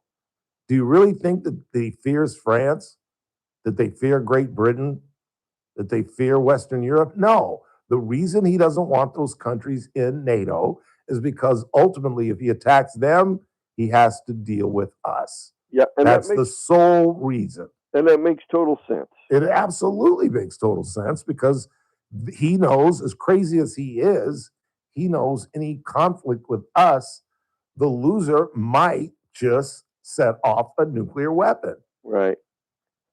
And then it's all over. And yet it does get frustrating that we have to be the policemen of the world. Yes. But what, yeah, I get it. The listeners yell at me as if I'm happy that we're the freedom's cop. Yeah, darn it, Ralph. Why can't you just argue the other way? Yeah. But it is what it is. Right. And and as Robert Kennedy said, if not us, then who? Right. You know what I'm saying? I would much rather see a look, we will be there for you to support NATO, but we want you to pull a bigger load. I agree. Yeah. I agree. I think that just the fact that Trump got him to 5% is amazing, but I think 5% is just a drop in the bucket. Right, right. It'd be like, thank you, that's a start. Let's keep, Yes, I absolutely. But to walk away, I don't know. So it's been a roller coaster week though for the Dow Jones and the stock market. Where are we today? Yeah, it very much obviously driven by the news out of Iran. The market would love to see it end, but I don't think it wants it to end in chaos. So did the 2 to 3 week deadline he set last night help? Yeah, I don't. Well, it's funny because sold off overnight and was down this morning and slowly crawled back, and the S&P actually finished positive today. So, but sometimes I don't know if that's a new development or it assumes that what he said wasn't necessary. What will happen tomorrow? Yeah, because we continually get different deadlines. Definitely having the Strait open will help because it'll take pressure off the price of oil.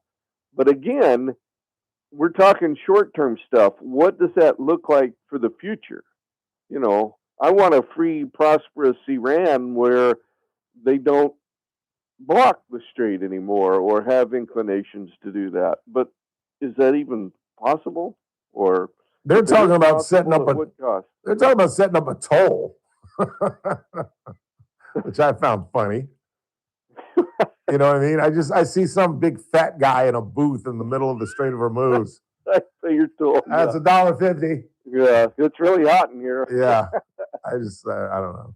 Yeah, sounds like a movie plot. Yeah, a lot of people don't even know what tolls are. If you've never been to San Francisco, if you've never been to New York, they have no idea what tolls are. How many do we have left in California? I don't know, about, what are there, like 3 in San Francisco? They seem terribly inefficient to me, but they must generate a ton of dough. Yeah, I was going to say, you got to pay to go, and Yeah. everybody has to go, so. Yeah. I wonder, do they have credit cards now? You think they have debit card machines at toll booths? I would think they would have to, wouldn't they? To make it faster, yeah. Yeah. JD, you're a Bay Area guy. Do they have cards for tolls up in the Bay? I don't know. Just wondering. I'll try to look that up while we're talking. No, don't even concentrate on that. I'm curious. Well, curiosity. Yeah. So it's the uncertainty that's causing the roller coaster. Do I read that right? Absolutely. Well, and not yes, the uncertainty with how it's going, with Trump's position, with what it'll look like, how much Iran has left, what will Iran do? I mean, it's uncertainty all, and you know how much the market hates uncertainty. Yep, absolutely. And most of it is uncertainty with, okay, oil up, markets down, oil up more, markets down. Okay, we get news, oil's down, markets up. And, but, we're hanging in there. Year to date, the S&P is only down a little less than 4%. I know we got into pretty good correction mode from top to bottom. How long can we hang on? Ooh, well, anything protracted. Where did oil close today? Wasn't it around 110 or between 100 and 110? Was it? Yeah, I believe it. And I call the president a liar. Am I wrong, or is he right, or am I vice versa? That even if the situation ended today, it would take a while for oil prices to settle back down. No? It would. they would go down, but they would still be higher than where they were when it started. It would take some confirmation that it's staying open, that we're flowing, and then it wouldn't take too long. Yeah. But nobody knows for sure. And Iran isn't going to go with a whimper. I mean, I suppose if he works out a deal and everybody, concedes, and that's one thing. But if it's like Trump saying, "Well, we're going to bomb them to oblivion again," then that means, oh no, more uncertainty, because does Iran have another card up their sleeve to block or more effectively block the strait? How does the market handle when he ratchets it up?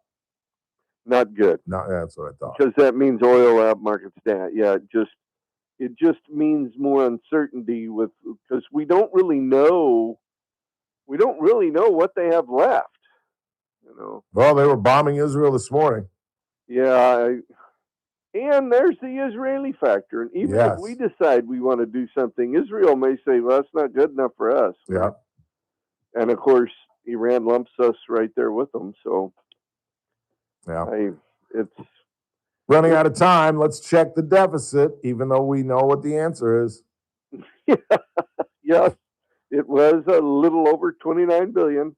We're at 39,068 and change, going up like $40 always done. trillion. Yeah, that's just insane. It'll be there. We were little over 36 when we started looking at this in December of 24. Wow.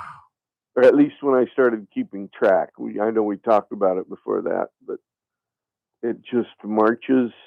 What's after a trillion? Quadrillion? Yeah, that's what I was thinking. Is it quadrillion? I think it's centillion after that. How many trillions are in a quadrillion? 100? 1,000? I would think. How many? What'd you say? How many trillions are in a What would you say? Quadrillion? Quadrillion. How many trillions are in a quadrillion? I would think 100 or 1,000. One of the two. A quadrillion is 1,000 times larger than a trillion. That's what I thought. Wow. That is nuts. And we're going to be using that term soon, because billionaires are about to become trillionaires. It used to be just millionaires. Then it became a team of billionaires. And now Musk is slowly moving up to trillionaire status. If the government doesn't do anything, the Federal Reserve doesn't do anything, eventually the market will force austerity on us, and it will not be pretty. I know. It'll be an avalanche. It'll be a crash. Nobody's talking about that. It'll be something that I assume will happen unless we decide to very much get our house in order. Yeah. And I don't see anybody, the few politicians that are adamant about that are looked at as crazy or kooks. So absolutely. Let's check silver and gold, and I got to let you go. They had a good week. That's good to hear. Just under 4,700, up 6%. Good to hear. Silver at 73, over 73 today. Oh, really? Another 6%. So silver's been, obviously, it's more volatile than gold. It has less trading, so it moves in larger. Lack of words at the last possible moment. Isn't that wonderful?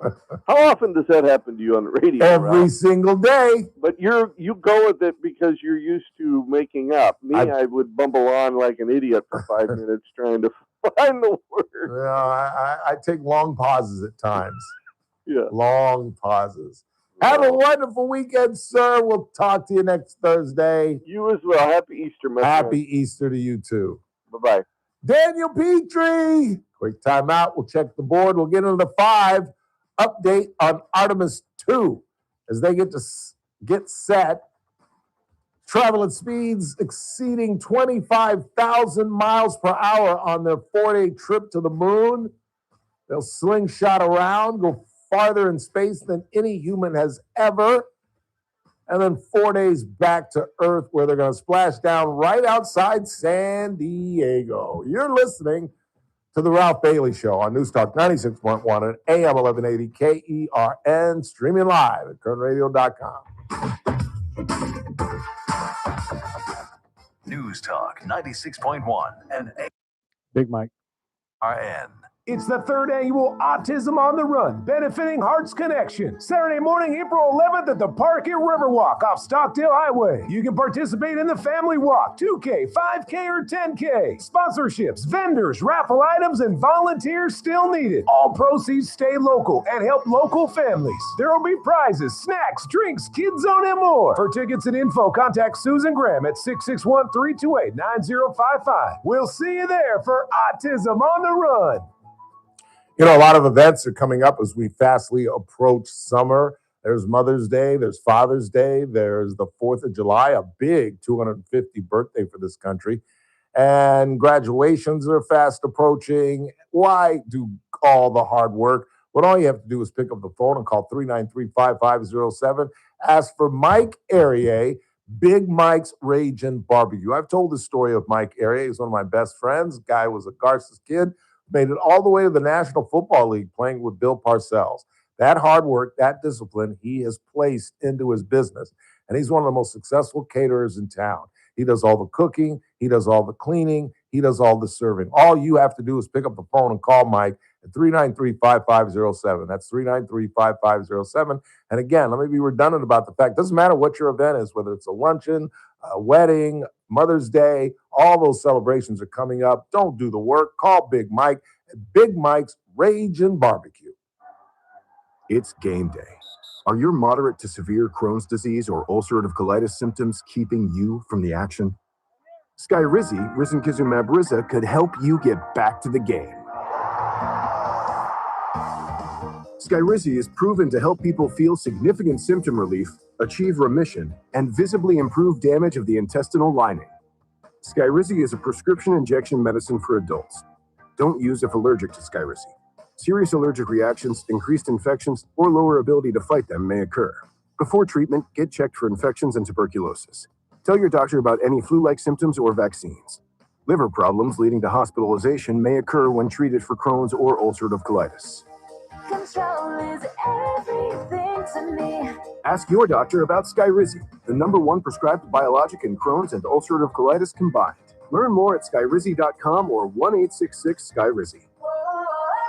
Do you owe $10,000 or more in credit card debt or personal loans? With credit card debt at all-time highs, Debt Relief Advocates is urgently notifying consumers of debt relief now being made available, designed to aid consumers with out-of-control credit card debt. Those who qualify and enroll for this relief program will only have to pay back a fraction of what they owe. This is not bankruptcy or a debt consolidation loan. This is a relief program that credit card companies would rather you not know about, as it ends your debt nightmare and saves you lots of money. Consumers owing at least $10,000 in credit card debt or personal loans can now take advantage of this debt relief as the cost of living skyrockets. Debt Relief Advocates has established a relief hotline for you to call to learn what debt reduction you may qualify for, so don't wait. For this free information, call the Relief Hotline at 800-525-9069. 800-525-9069. 800-525-9069. You're listening to The Ralph Bailey Show. Catch me weekday morning 6 to 9 a.m. on First Look with Scott Cox, News Talk 96.1 and AM 1180 KERN.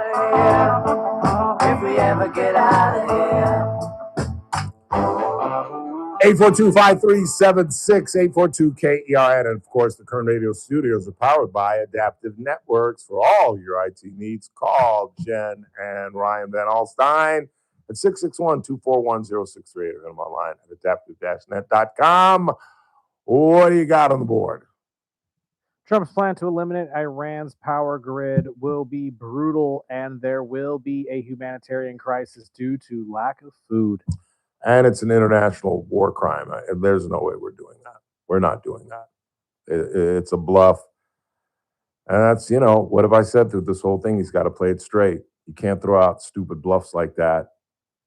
And you see how it affects the market when he ramps things up. That's why I asked that question of Daniel, does it hurt the Dow and stock market when he ratchets it up? And yes, it does. And you got to play this thing straight. There's no intention to do that. And if he did, it would be disastrous. All the 5 families would come after you, Sonny. You'd be an outcast. Even the old man's protection would run for cover. So just think about this before you do anything. All right, we'll wait. What do we do with this cop? They want to meet with me. They want to be someplace. I'm sorry, going into Godfather. What else you got? That's, by Ralph, the way, how is one of the- Iran blocking the Strait of Hormuz if we have taken out the Iranian Navy like Trump is saying, or is this guy just full of it? Well, I won't. I have no idea. Mostly by drones. They obviously still have some ballistic power. That's the issue. They can make $20,000 drones. We're spending millions of dollars to shoot them down. And all it takes is one $20,000 drone to put a hole in the side of a cargo tanker and they're done. And it's an antiquated, to brag about taking out Iran's Navy and their Air Force, is like bragging that you overtook Guam. You know what I'm saying? I mean, this is a country the size just a little bit bigger than Texas. And from what I understand, an army and navy that's absolutely antiquated. Their biggest threat to the region are the ballistic missiles. And that's what we are supposedly going after. And if we had set that as our target, if we had set that as the mission, that we're going to annihilate their ability to attack our neighbors. And yes, that's been stated at times, but there's never been just a complete 5-paragraph complete essay on what we're doing and the concluding paragraph as to what we expect to get out of this. So I don't know how we're controlling the Strait of Hormuz or not, and how we at one time said from Marco Rubio's lips, one way or the other, the Strait of Hormuz will be open. We talked about escorting ships. Now the president's saying, go get your own gas. And then last night he said that he believes that when we leave, it'll be rapidly open and prices will rapidly fall. Well, I don't believe that. I don't believe that for a hot second. That is Iran's ace up their sleeve, and they're not going to give it away. And if they just have to hold out for another 2 or 3 weeks, that's exactly what they're going to do. And how we're going to claim victory when gas prices are going to remain high, they're going to remain loyal to the Chinese and to the Russians. But what if we leave and they continue to attack other areas in the region, other ships going through the region? That's why Saudi Arabia has said that they might be willing to get into the fight. But again, this has all been caused by our unsuccessful attempt to change the situation, even though the president keeps saying there's been regime change, and yet there's no sign of that. We head into the 5. We'll catch up with Artemis 2 when we come back.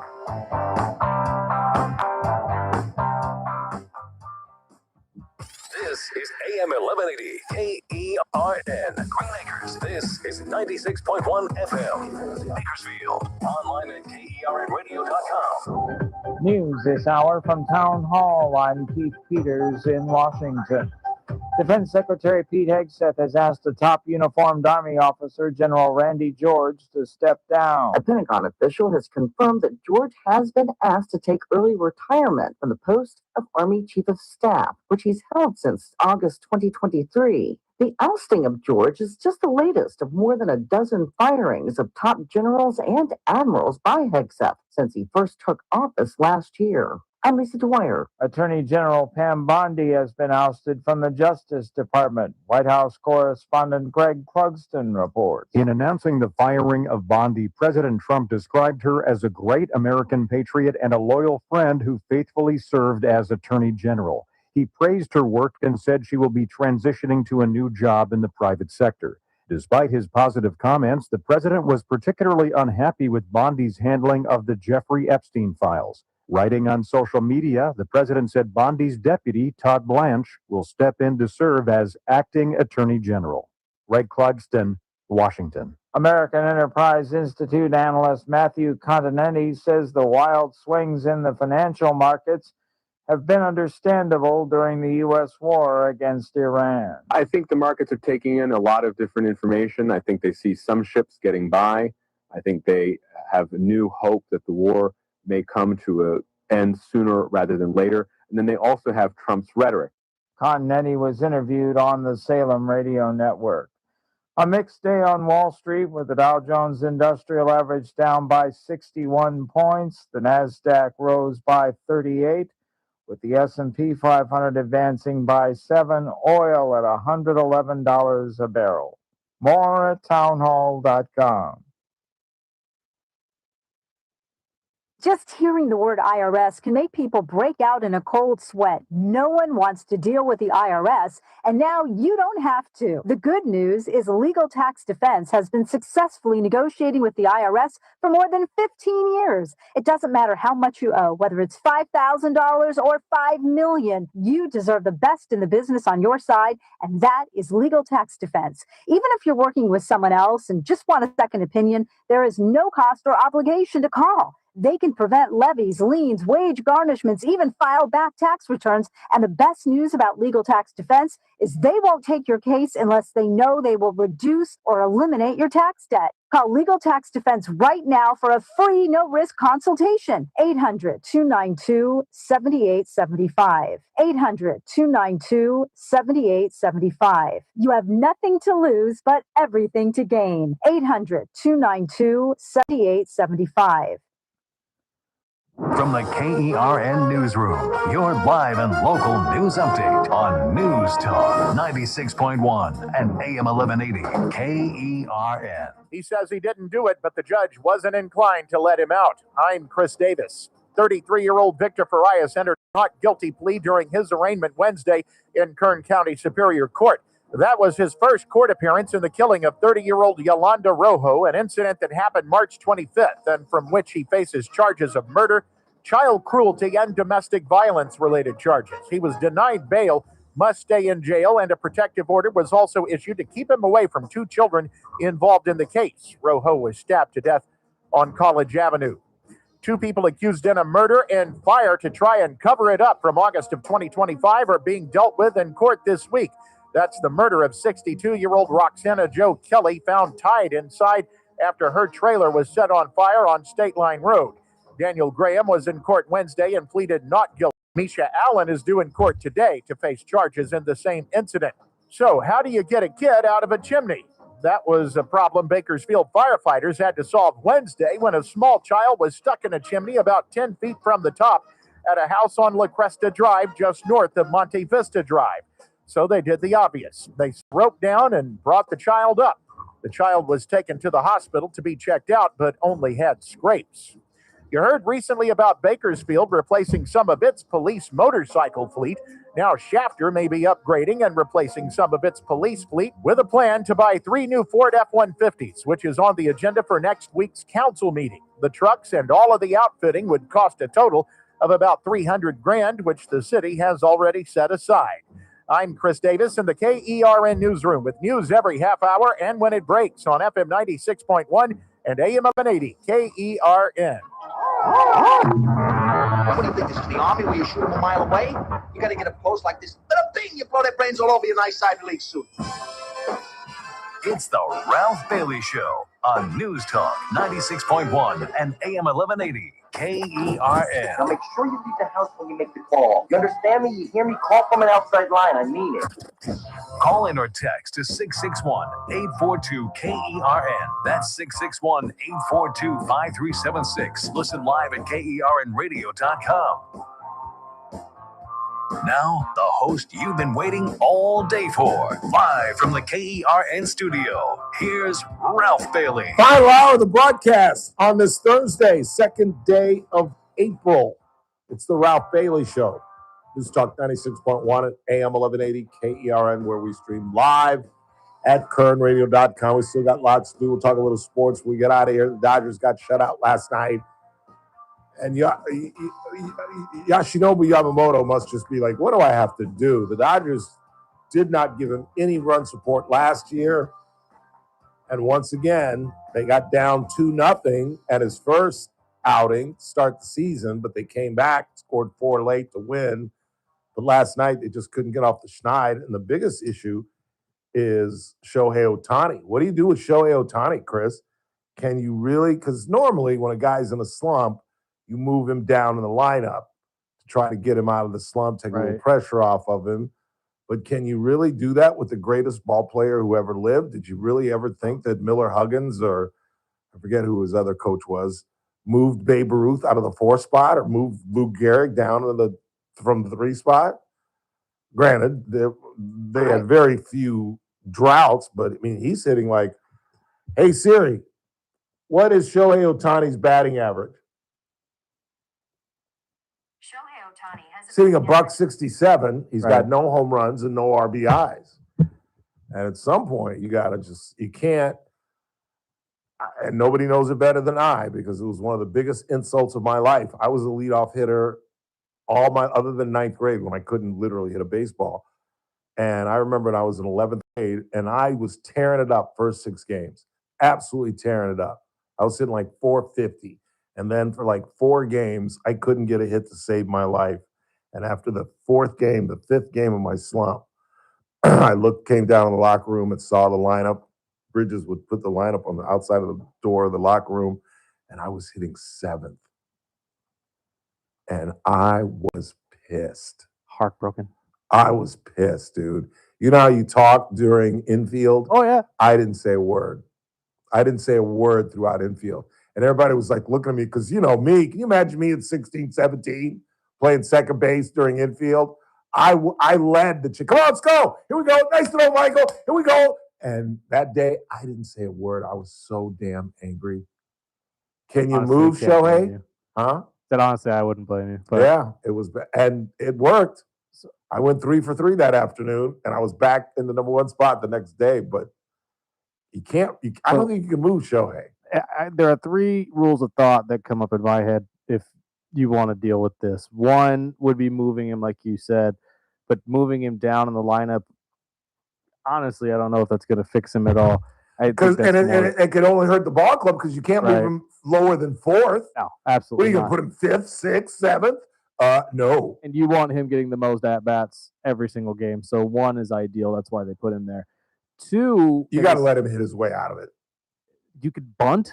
You could tell him lace him down, use your legs, but that's bunt. Yeah, exactly. That's the scary part. He ain't bunting. But that's what I'm saying. You get on base any way you can. That could shake off whatever rust you got right now. And I think it really is all around the WBC and just not playing with the squad. Rather, he was in Japan and playing with those guys instead. I hope so, because it ain't good. The whole team. Number 3, and this is the most drastic thing, but give him a day off. Sit him. Yeah. Yeah. I mean, that usually gets guys going is you give them a day off. They sit there and realize, okay, this is what happens when I don't play well, and they start playing well. They're playing at 10 o'clock tomorrow morning. I'm excited about that. I'm going to get up at like 6 and have the show done by 9:30. So I can just lay around all morning tomorrow and watch the ball game. They're in, I believe, D.C., taking on the Nationals, a stadium that I have been to, thanks to Nick Ragone. But in the meantime, I figured out what I'm doing for dinner. Randizzle gave me a great idea because I was complaining to Randy. I said, I just realized that I go home. There are 2 things. This is how stupid I am and how ridiculous I am with money. What is my biggest complaint when I'm ordering my Uber? How much the money or how much the increase is going to pick up your food. And how close are the 2 places that I go to get my food? Pretty dang close. I could walk to Coconut Joe's. Really? I could walk to El Pollo Loco, order it for $8 as opposed to the 23 it charges me to Uber, and then just take the Uber from El Pollo Loco. Yeah. Because it's what? How far is El Pollo Loco from where I'm sitting? What, Driver 3-wood, maybe? Maybe. It's like a long par 5. So I'm going to walk to Lawson's and get me some grub. Have you ever had Lawson's buffet? I haven't had the buffet, no. You've never been? Have you been inside Lawson's? I don't think so. I know I've been by. I know I've talked about it, but I don't think I've ever actually been in. They've got a healthy buffet, which is killer. Like all kind of different chicken dishes and vegetable dishes. And I'm just going to walk down to Lawson's and call the Uber from there. Because the difference between me leaving here and just going home is like $11. Then when I add Coconut Joe's or Lawson's, it's like $16, $17. It's like a $4 or $5 difference. It's my biggest complaint. So on a nice day like today, I'm just going to walk my happy ass down the street, go to Lawson's, get my food, and go home. And I'm going to start doing that at El Pollo Loco. Doesn't make any sense. It charged me $20 to get a little $6, $7, $8 plate, which is great, by the way. What do they call that I always get? Oh, I couldn't tell you. I don't go It's there. like a chicken bowl. It's like a bowl with rice, chicken, avocado, sour cream, and it's all mixed up, little lettuce. Oh, it's really good. But it cost me $21 on Uber to get that, on Uber Eats. When I could, again, walk, maybe 700 yards down the street, get it for $7, and then my Uber would be cheaper too. I'm sorry. I know this is boring the hell out of you. I'm just walking through my ridiculous collegiate-like life. It's ridiculous.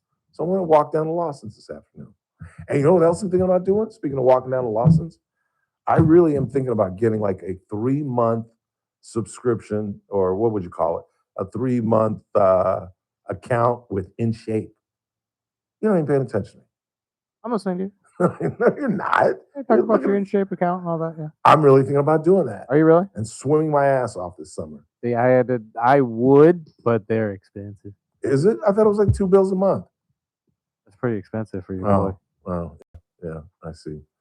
I'm thinking about doing it because I spend $2 a month before I go to the bathroom. I was gonna say, if you think you're gonna utilize it more, I say to go for it. Just walk down there after every show and just do about 10, 15 laps, 3, 4, 5 times a week. Because I got to get in shape. I'm as thin as I've been in a long time, but I still got that going on, and I still got the A cups going on. There's a difference though between being in shape and actually like being thin. You know what I mean? Yeah. No, I want to be in shape. I don't know what my wind is like because I can't tell you. The last time I ran, I was running for a bus in Washington, D.C. Yeah. Probably the last time I actually sprinted. It's a long story. If you don't know it, you don't know it. And I'm not telling it again. But I just want to get my wind up, and I'm trying to get stronger. And I started my leg lifts in the morning. I'm doing 25 leg lifts as I lay in bed. And I've started my dumbbells again because I got to get stronger, and I just gotta get fit. I'm not fit. You know what I'm saying? I don't know. Anything left on the board? Yeah, we got a couple here. What do you got?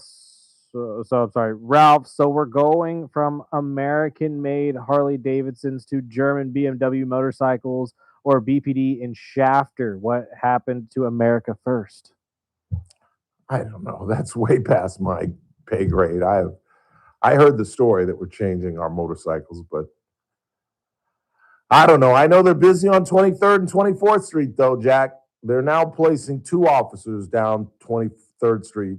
So if you're coming down 23rd from Oak, you really should slow down. You really, really should. Because particularly on the weekends, I'm not around as much because I'm starting to play golf because of the nice weather. But when I'm just laying around on the weekends, I got the shades up and I can see that intersection. Because of the S that comes down 23rd Street, they normally will stop on my street. And I'm telling you, I sat up one afternoon and saw 2 cops giving out at least 2 dozen tickets. I mean, it's just nobody does the speed limit down 23rd Street. Nobody. Everybody. It's just a matter of how fast you're going. You know, what do you think that is? 35? Going down 23rd Street? I think it's supposed to be a 35. Yeah, nobody's doing 35 down. They'll give you 40.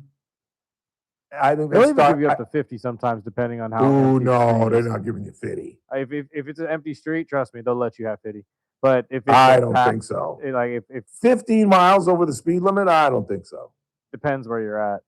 Well, I'm sorry, I'm more saying coming off the freeway, not down like where your apartment's at. No. Yeah, I don't think so. But I mean, like coming off the freeway where those gas stations are at, they'll let you get to about Chester and going 50. Because that's the problem. That's why there's so many accidents in that intersection at 23rd and E. Yeah. Because those guys are going 50 miles an hour. And what'll happen is, and I've explained this 100 times, there are 4 lanes, okay? And what'll happen is the light will turn red, the traffic will back up all the way to E Street, right? The law is you're not supposed to block an intersection, but nobody even knows that law. And even the people that know it don't pay attention to it. But if a car, the first two lanes, see a car on the corner of E trying to get across 23rd, they'll stop. Okay, they'll see the car and they're like, okay, we'll stop at the intersection. Now, the idiot driver thinks that everybody, the other two lanes, are going to stop. And it's just not the fact. And if you don't crawl out in the middle of the lane and peek out that third lane and make sure the third and the fourth lanes are either slowing or going to stop, you're in trouble. I've seen it time and time again. They just assume that the third and fourth lane are going to stop for them, and they zoom across, and here comes a car doing 50. If those lanes are empty all the way to the red light, they're doing 50 because people speed to red lights, which I've never understood. Never understood why you would race to a red light. But they do. They're doing 45, 50. I told you the story. I just happened to be probably high, staring out the window on a Saturday afternoon, and coming from Casey's Steakhouse or from that direction comes this beautiful convertible Cadillac, gorgeous Cadillac. And I'm staring at it, and the next thing I know, I hear a crash. And he is knocked into that optometrist's office right there on that corner. And they had to get the jaws of life to get him out. And as I've said, had there been anybody on the passenger side, critical injuries at minimum, if not worse, because the whole right side of that beautiful Cadillac was just completely, because they don't stop it. They don't see you as you're creeping across that street, and they don't have time to stop. It's full impact. It's just bam. And it's a noise that we can all hear in our apartment complex that is blood curdling. It's just a crash and then bang into the building. It is really, really, really dangerous. Be very, very careful if you have to cross that or if you're going down 23rd. Let's take a break and I will get you caught up. I'm sorry, I've just been rambling the last 15 minutes. Get you caught up on Artemis 2 as it is 8 o'clock on the East Coast. So they are probably thrust up and on their way to the moon. They've been orbiting the Earth yesterday after the launch. And, well, I'll explain it when we get back about Orion and why they're doing what they're doing and why they're not landing on the moon. Then we'll talk a little sports. A judge has allowed Tiger Woods to leave the country to begin his rehab. What that looks like when he returns, nobody knows, but there are two things I think we're certain of. A, he's certainly not playing in the Masters next week, and B, unfortunately, and this is what breaks my heart, it's very unlikely that he's going to be the next Ryder Cup captain. And I know he was personally looking forward to that, and I, as a fan, was looking forward to that. But I think you're going to see Mr. Woods disappear for a good year. I really do. We'll talk about the video that's been released of his arrest and what was said and what was done. That's all coming up. Don't go anywhere. It's the Ralph Bailey Show on Newstalk 96.1 AM 1180 KERN. We're streaming live at kernradio.com. News Talk 96.1 and AM 1180 KERN. Start your day right. First Look with Scott Cox, 6 to 9 a.m. On the Friday edition of the First Look program, we'll check in on our astronauts there on the Artemis 2. We'll see how things are going with our boots on the ground in Iran. I'm sure everybody's doing great. We'll have news and traffic and weather. It's all happening 6 to 9 a.m. right here at News Talk 96.1 and streaming live on the internet at kernradio.com. First Look with Scott Cox, 6 to 9 a.m. News Talk 96.1 and AM 1180 KERN. Hey folks, Scott Cox here for King Door Company. I had my garage door installed over 20 years ago and it still works like the day it was installed. So I know all about King Door's quality products. But let's talk service. At King Door Company, it's an obsession. Whether you're having your garage door installed, serviced, or repaired, you can count on King Door Company to do it right. And it all starts with training. All King Door techs have been through the King Door Academy, an on-site training center where technicians study the very latest in garage door technology so that when they show up at your house, they have all the experience and product knowledge they need to take care of your garage door. They really are the state of the art. And when you pair that expertise with King Door's legendary customer service, you get a service experience that can't be beat. So whether you need a new garage door or just service on an existing door, regardless of who built or installed it, count on the pros at King Door to do the job right. Just call 397-2744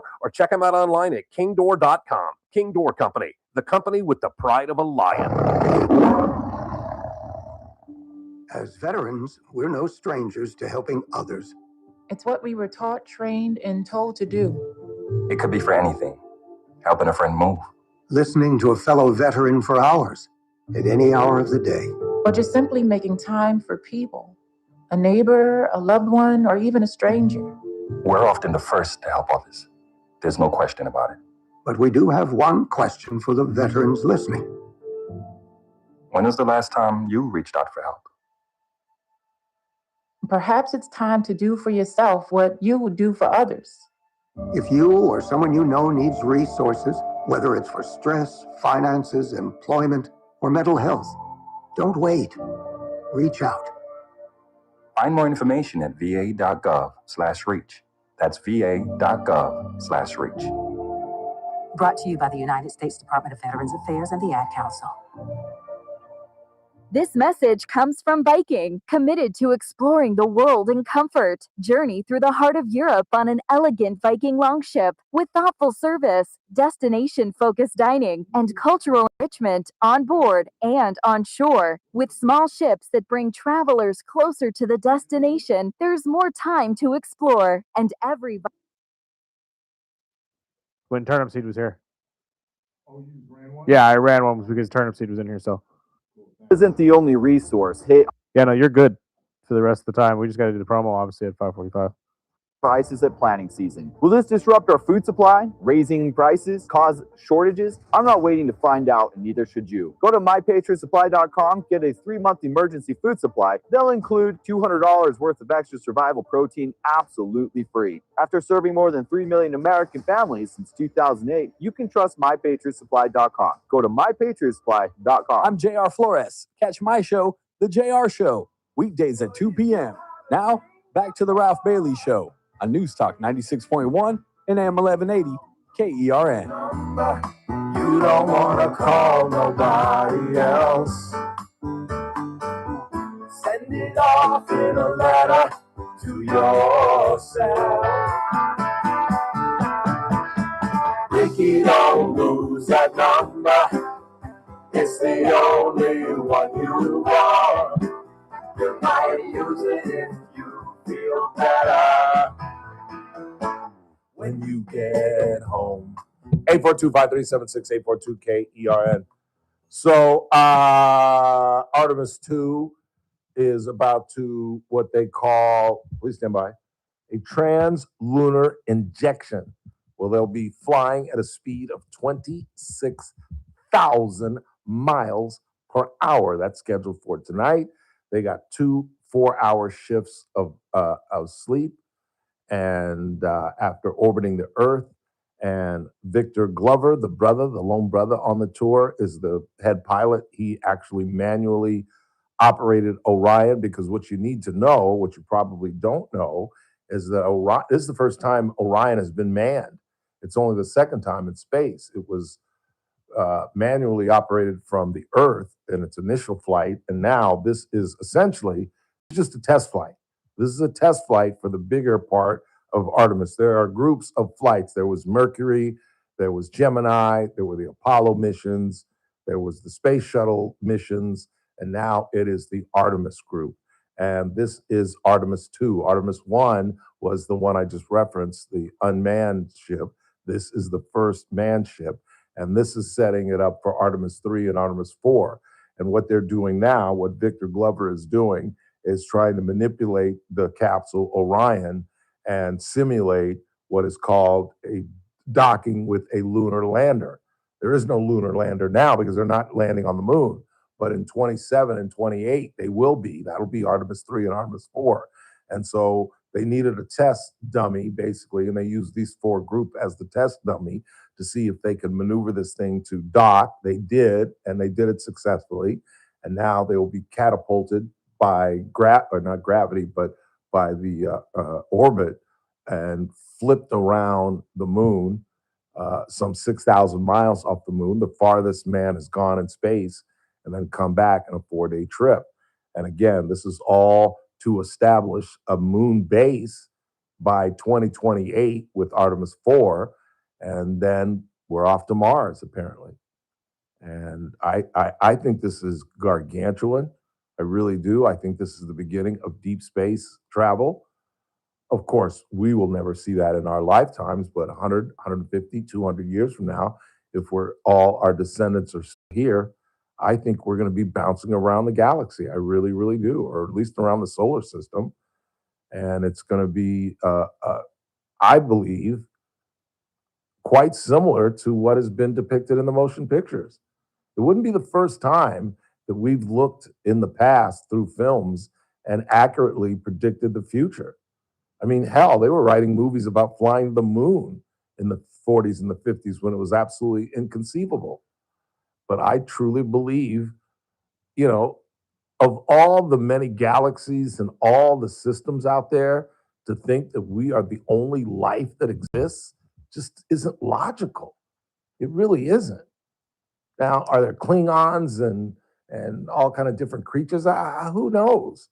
There's something out there.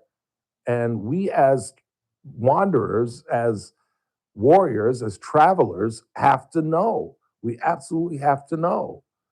And I don't think the average human, let alone American, knows how pivotal this is.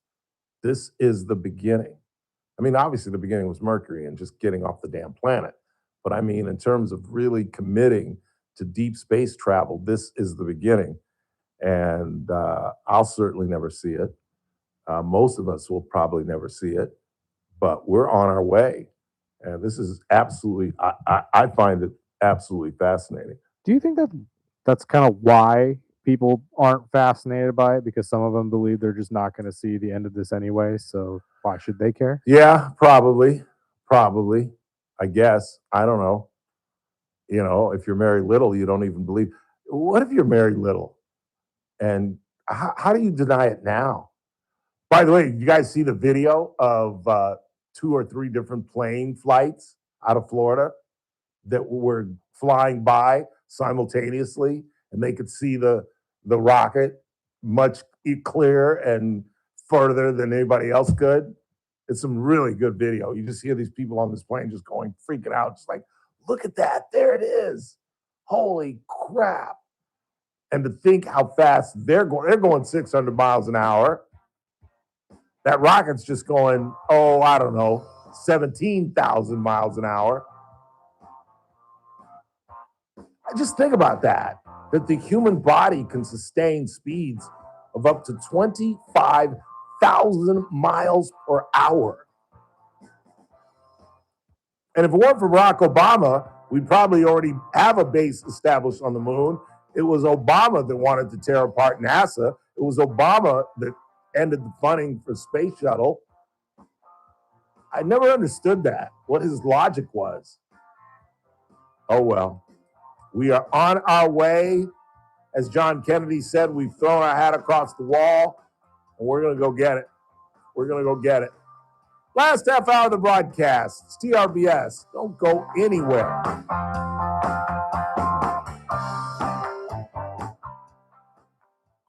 News Talk 96.1 and AM 1180 KERN. With SRN News, I'm Keith Peters in Washington. NASA's Artemis 2 astronauts have fired their engines and are blazing toward the moon. The so-called translunar ignition came 25 hours after liftoff, putting the 3 Americans and 1 Canadian on course for a lunar fly-around early next week. Their Orion capsule bolted out of the orbit around Earth and chased after the moon more than 240,000 miles away. President Trump says Pam Bondi is out as his Attorney General. Trump, in a social media post on Thursday, named Deputy Attorney General Todd Blanche as the acting Attorney General. 3 people familiar with the matter have said he's privately discussed Lee Zeldin, the head of the Environmental Protection Agency, as a permanent pick. On Wall Street, the Dow down by 61 points. More details at srnnews.com. News Talk 96.1 and AM 1180 KERN. From the KERN Newsroom, your live and local news update on News Talk 96.1 and AM 1180 KERN. Up in Smoke was an operation by authorities in Ridgecrest. It took about a month and wrapped up Wednesday. In total, 3 people were arrested on charges related to selling drugs in stores around the city, drugs that included magic mushrooms and untaxed weed and tobacco products, say police. Not guilty, says 33-year-old Victor Farias, who was charged in the killing last week of 30-year-old Yolanda Rojo at a house on College Avenue. He faced a judge for the first time Wednesday, was denied bail, and had 2 protective orders issued against him to keep him away from 2 kids who were involved in the incident. Rojo was stabbed to death before Farias fled and was later caught in Tehachapi. I'm Chris Davis in the KERN newsroom with news every half hour and when it breaks on FM 96.1 and AM 1180 KERN. Most people out here think that taking care of one another is important. And most people would step up for a neighbor going through a tough time. Most people around here help out friends and family when they need it. But the funny thing is, most of us won't look for help when we need it. If you're struggling with mental health, you should know that there are resources out there that can help. And it's okay to talk about it if you need to. One place to get started with information is loveyourmindtoday.org. Loveyourmindtoday.org offers a range of guides, instructions, and insights for dealing with difficult situations or getting through a tough time. If you're struggling with mental health, get the help you need, because most people out here really care. Visit loveyourmindtoday.org. That's loveyourmindtoday.org. Brought to you by the Huntsman Mental Health Institute and the Ad Council. It's the JR Show. So the district attorney's office wants to get rid of a reputable nonprofit for whatever reason, only to bring in a nonprofit that on the surface at least appears to be unqualified to do the job. Oh, and not only that, charge us $75,000 a year for the next 2 years for something that used to cost us $0. Yeah, that makes sense. The JR Show, weekdays at 2 p.m.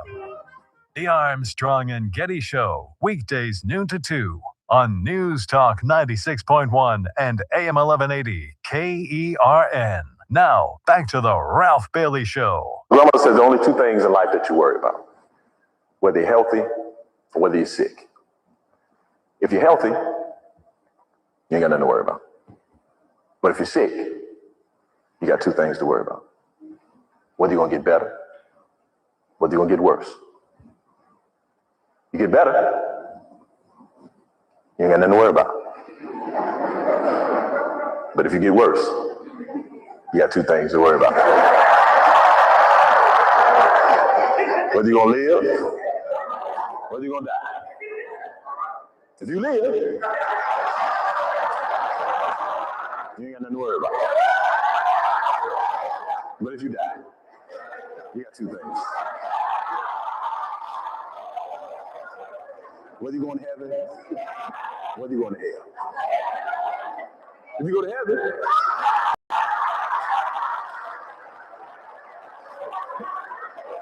you ain't got nothing to worry about. But if you go to hell, you got 2 things. Original or extra crispy?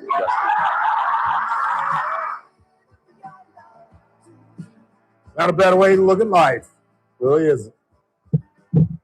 Take a look at ABBA? No, not ABBA. It's like a 3 or 4 word name title. No, not a 2 name title. It's a 1 name title. I know this group. 1 name, 2 words. Exactly. It's something. I listen. You know why I got turned on to this? In Europe. Are they a European group? That I couldn't tell you. I don't know too much. Who is it? Supertramp. God dang it. I knew that. Supertramp. And there's another great song. What's the other great Supertramp song? There are 2 great songs Supertramp does. That one. Take a look at my girlfriend. She's the only one I got. Give me a little some of that. Not a girlfriend. Give a lot. See the picture on a mirror in America. I have no idea what I'm saying. Round the corner, things will want to come true. 'Cause I'm not a Breakfast in America? La da da da. La da da da. Give me a little something, give me a little something, something, something. Breakfast in America. This is what I sang all throughout Europe, 17 years old. Hey dear, mommy dear.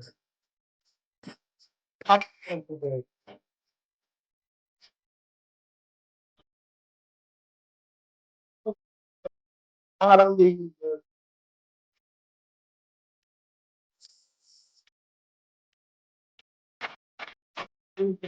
Come to. There's not a lot I can. I have no idea what I'm talking about. Here's the best part. La da da. Da da da da da. La da da. La. You've never heard of this, have you? I've heard this. La la la. La la la.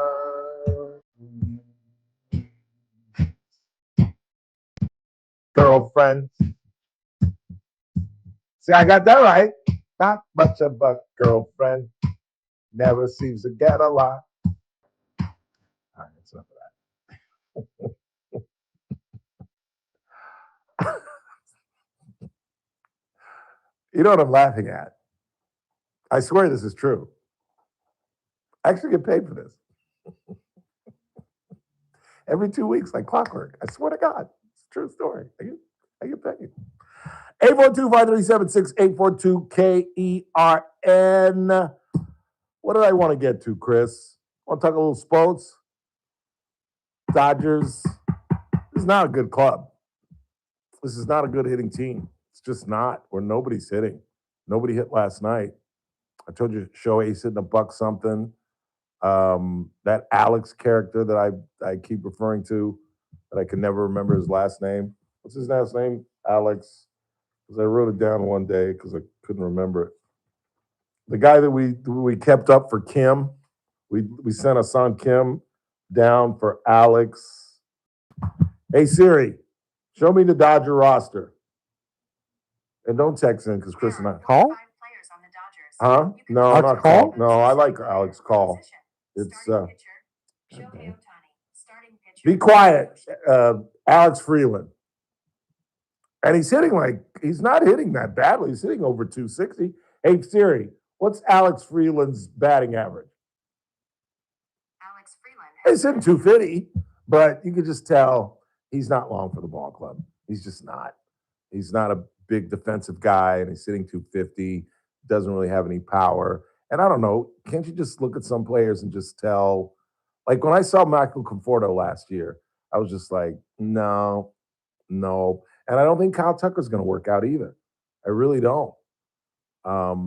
They've changed his batting stance. You see how he used to hit with his bat on his shoulder and his hands all down here? Well, the Dodgers have him all up here now, which is a much better position. That's where Shohei has his hands. That's where most hitters, your boy Harper, most good hitters have their hands up here high. But he had him back down here and had the bat on his shoulder. I just think, I don't think he's the answer. I don't think Alex is the answer. Edwin Diaz got in a little trouble the other night, but got out of it. So he has 3 straight saves. But Yoshinobu Yamamoto is just cursed. He went through it all last season where he just got no run support, and he got no run support last night. I think after 4 or 5 innings, when your team hasn't scored, it's more pressure on you as a pitcher because now you've got to catch the corners. You got to be perfect because you give up 1 or 2 runs on a night like last night and you lose. The Dodgers should never get shut out. Never, ever, ever, ever get shut out. There are too many home run hitters in that lineup. There are too many guys that get it done. And the worst thing about Shohei last night was that he got out in situations where he could have changed the ball game. One time he struck out with runners on second and third. And then another time, we made a horrible base. We ran ourselves out of an inning out of just poor base running. It's not good. Not good. I mean, we're going to win the division. I mean, there are only a couple of teams. In fact, I think only Arizona is at 500. So I mean, we're going to win the division, but again, we're a different baseball team. We're looking at September. I'm thinking, are these guys going to be around October? And Alex Freeland will not be. Kim will be back up. He's doing well down in Oklahoma City, from what I understand. But I mean, I'm not worried. I'm not concerned. I just think it's unfair that Yoshinobu Yamamoto should have been a 22-game winner last year, but just got no run support, and now it's happening again. And I think there's a mental part to it. I really do. I think when there's an ace on the mound, the guys kind of think, hey, we scored 2 runs, we win. And there's just not, I don't know. I don't know what it is. And the other thing about Shohei last night is these missing pitches that are right down the heart of the plate. I mean, it's one thing they get him out with that slider that moves away, or the curveball that moves away, and he goes flashing out of it. But it's another thing when he's missing strikes.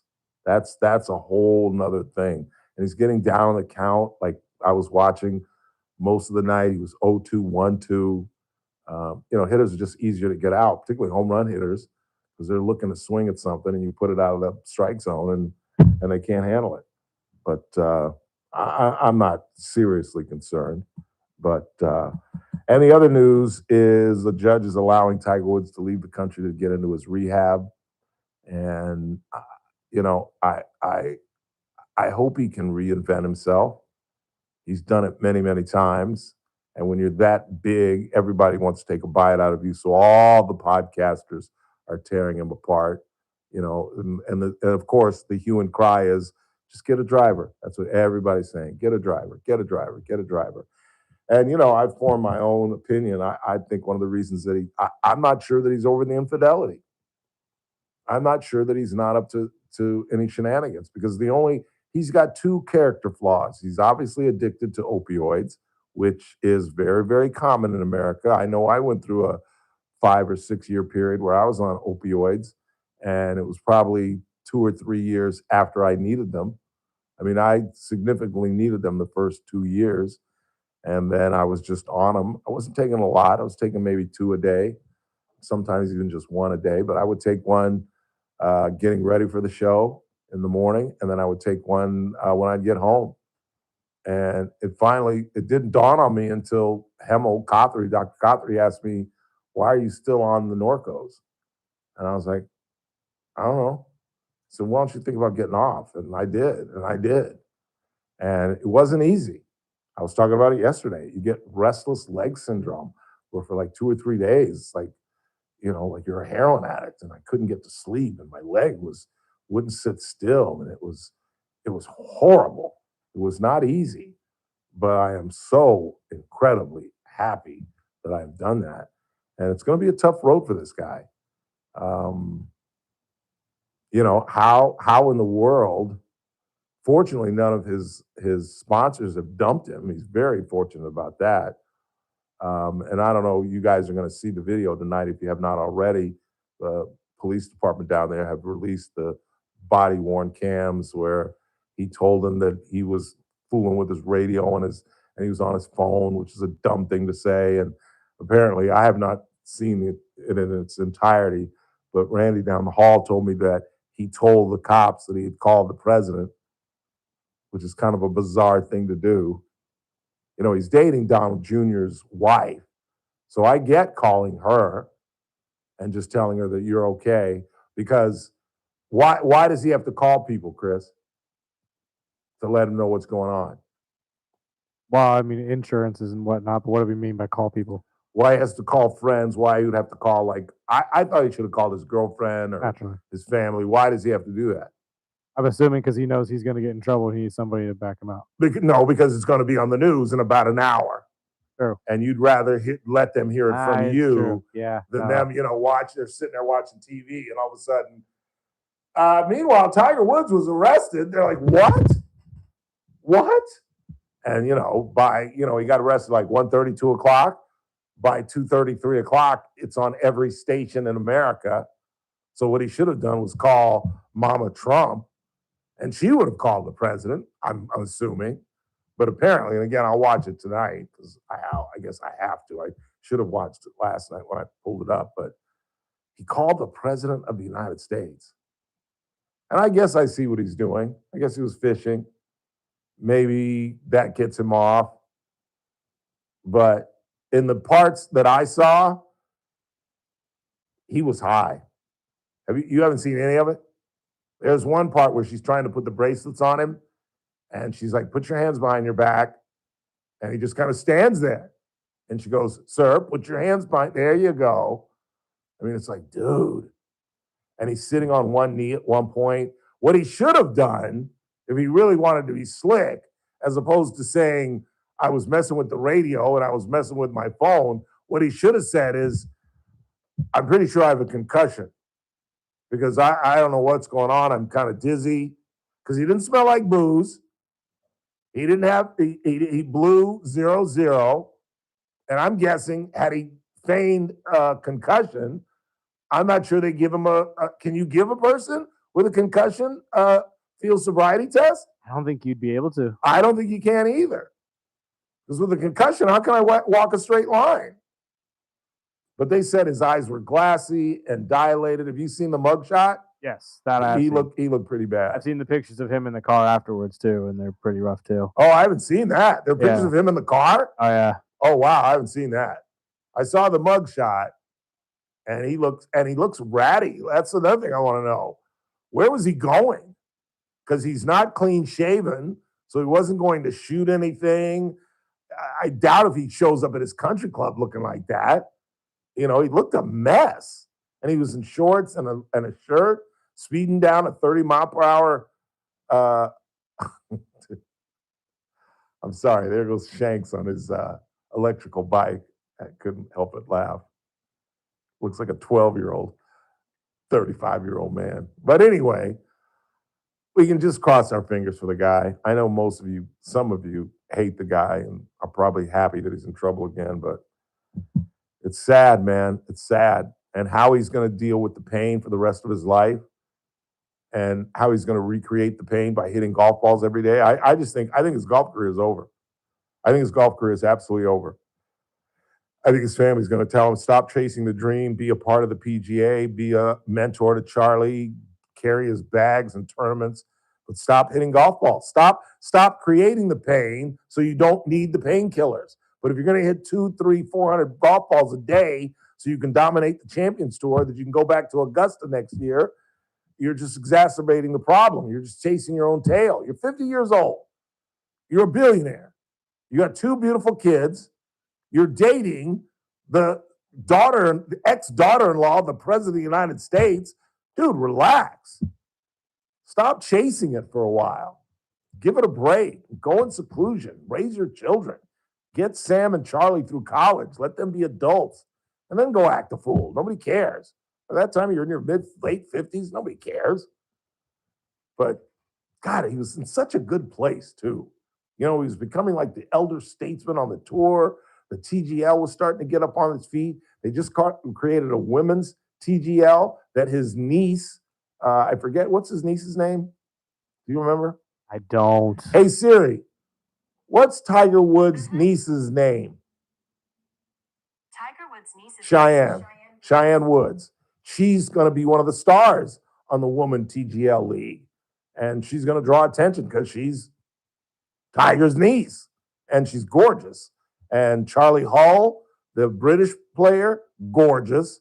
I think they're particularly going after good-looking women. Nelly Corda is going to be on that tour.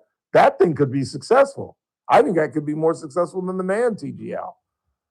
But now he's got to step away from that. He's got to step away from his role at the PGA. He can't go to I bet it breaks his heart that he's not going to be at the Masters dinner where it's just Masters champions in a room. In fact, they released Rory's. Did you see Rory's menu? I did, yeah. Actually, I was looking at that. Wagyu steak or seared salmon. Yeah. And the shrimp and the foie gras and it was a pretty impressive menu. And from what I read, is this true that he has to pay for all of it too, Rory? You know what? Given the Masters people, I wouldn't be surprised. I would not be surprised. I thought that's how when I was reading the story by The Athletic, that's kind of how I was perceiving it, is that Rory has to pay for all of this and kind of supply it to them for them to cook. Right. But he has to pay for foot the whole bill. Yeah. Well, I mean, who's not a million? What Masters champion isn't a millionaire? True. So why not? They may actually just skin it off of what you won last year anyway. They may just say, hey, I got to take this much off for next year's dinner. That's what I'd say. Yeah. I'd say take 20 grand. Take enough now, and then I don't have to worry about it later. Because they're only about, let's find out. Hey, Siri, how many living Masters champions are there? Okay, I found this on the web. For how many living Masters champions are there? Check it out. I don't want a list. I just want to know how many. There are, according to this, come on, give me a number. Champions by year. Oh, this doesn't tell me who's alive. 35. 35 living? As of March 19th, 2025, 35 of them are still alive. So how much do you think that'll cost with the Wagyu steak and the seared salmon and the foie gras and the shrimp cocktail? That's at least 35 guys. That's a lot. That's a grand a plate. Yeah, that's Easy. 35 G's. That's Easy. 35 G's. You're right. The old boys down in Augusta ain't paying for that. You're right about that. That's how I was perceiving it. Yeah, I don't know yeah. how true that is. No, I'd be willing to bet that. I'd be absolutely willing to bet that. The old fogies down in Augusta ain't spending 35 grand to feed that they can't even go to. Yeah, they can't. You have to be a champion to be in that room. Like literally, none of the Masters officials can be there. None of the wives can be there. Your caddies can't come in. It is nothing but the 35 champions. And I'm not even sure Jack still goes in his 80s. A lot of these men probably don't. There's some that don't go. I don't even have to worry about Tiger this year either. So 34. I bet he's heartbroken by that. Oh, I guarantee you he is. But again, it's like you're going overseas to get this whole specialized, supervised rehab. And we all know why that's the case. So, yeah, he doesn't want to be embarrassed. He doesn't want people talking. But see, that's what I said on the show this morning, because his lawyer says they're doing this so he gets out of the limelight of the media here in America. You act as if everybody around the world doesn't know who the hell you are. Yeah, but you can go to some island somewhere. You would have to. That's secretly. the only place that he would actually be secluded. Yeah, somewhere in the Bahamas, something like that. Have to. Yeah. Final break of the night. Not a lot of time before we get out of here. Keep it locked. Scott Jennings at the top of the hour. Tomorrow's a Friday. Rick Bentley. And we've got some tenuous guests scheduled. I have to make some phone calls, but we might have 2 or 3 guests tomorrow, including Mr. Bentley. And, of course, we'll talk a little bit about Easter, the Holy Week. I'll give you some religious information as we head into the Easter weekend. And then next week, it is that week, that wonderful Masters week. Get ready for Nick Ragone Wednesday, Thursday, and probably on Friday as well. In the meantime. And then don't forget, a week from Wednesday, I'm out. Kathy Abernathy will be sitting in on tax day. It's a 7 o'clock start. Big Dog confirmed that we're going. He said we're leaving at 8 o'clock for a 7 p.m. Yeah, that was pretty funny. Because at first I was like, 8 o'clock? Let me check the schedule. Is it a 4 o'clock game? No, it's a 7 o'clock game. He was joking. Quick timeout. Don't go anywhere. News Talk 96.1 and AM 1180 KER. Whenever you're ready.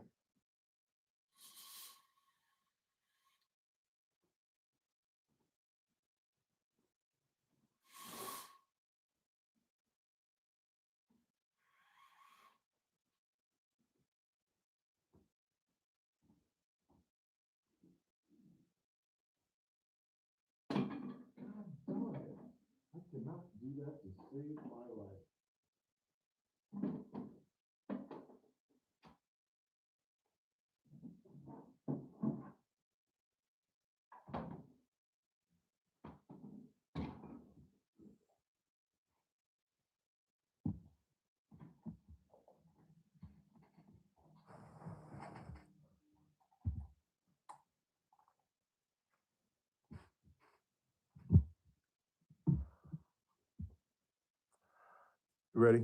3, 2. I think there were several reasons that he finally listened to the Ralph Bailey show and fired Pam Bondi. A, she created the whole Epstein thing with the file is on my desk. B, she tried to be the leader of the revenge tour and didn't get anybody. Not Letitia James, not James Comey, not John Brennan, not Jerome Powell. She failed. The problem is nobody can fail because these are weak cases. But Pam Bondi had to go. And guess what? Pete Hegseth is next. 3, 2. It's that man again. Look what's coming up on the Friday TRBS. Well, it's a Friday, and our friend Rick Bentley will join us. And God dang it, I don't know what to say about these other two people.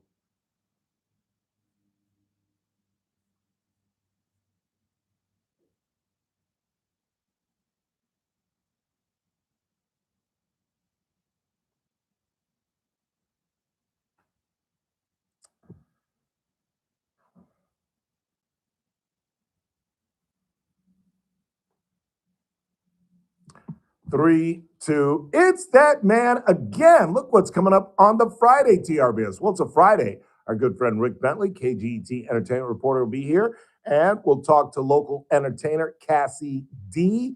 All that plus a preview of the Masters next week. It's the Ralph Bailey Show. News Talk 96.1 and AM 1180 KERN. I'll see you at 3. Dining and cultural enrichment on board and on shore. With small ships that bring travelers closer to the destination, there's more time to explore. And every Viking voyage is all-inclusive, with no children and no casinos. Discover more at Viking.com. The Clay Travis and Buck Sexton Show, live 9 to noon. Now, back to the Ralph Bailey Show on News Talk 96.1 and AM 1180 KERN. Lay down, Benny and the Jets. Want to thank Mike Turnipseed, Daniel Petrey, and all of you. Tomorrow's a Friday. We're going to meet a young lady by the name of Casey D. And, of course, Rick Bentley will be here. I'm on my way to Lawson's. I'm really excited about this. I haven't been there in a long time. They got some great food. It's healthy. Pick up a little cherry juice. I'm still battling gout, despite the fact that I'm on the allopurinol. I don't get it. I really don't get it. But I appreciate you guys joining us this afternoon.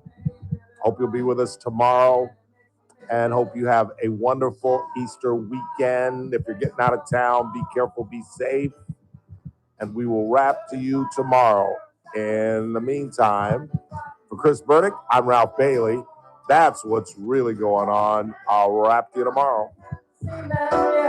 Oh, way down. Benny and the Jets.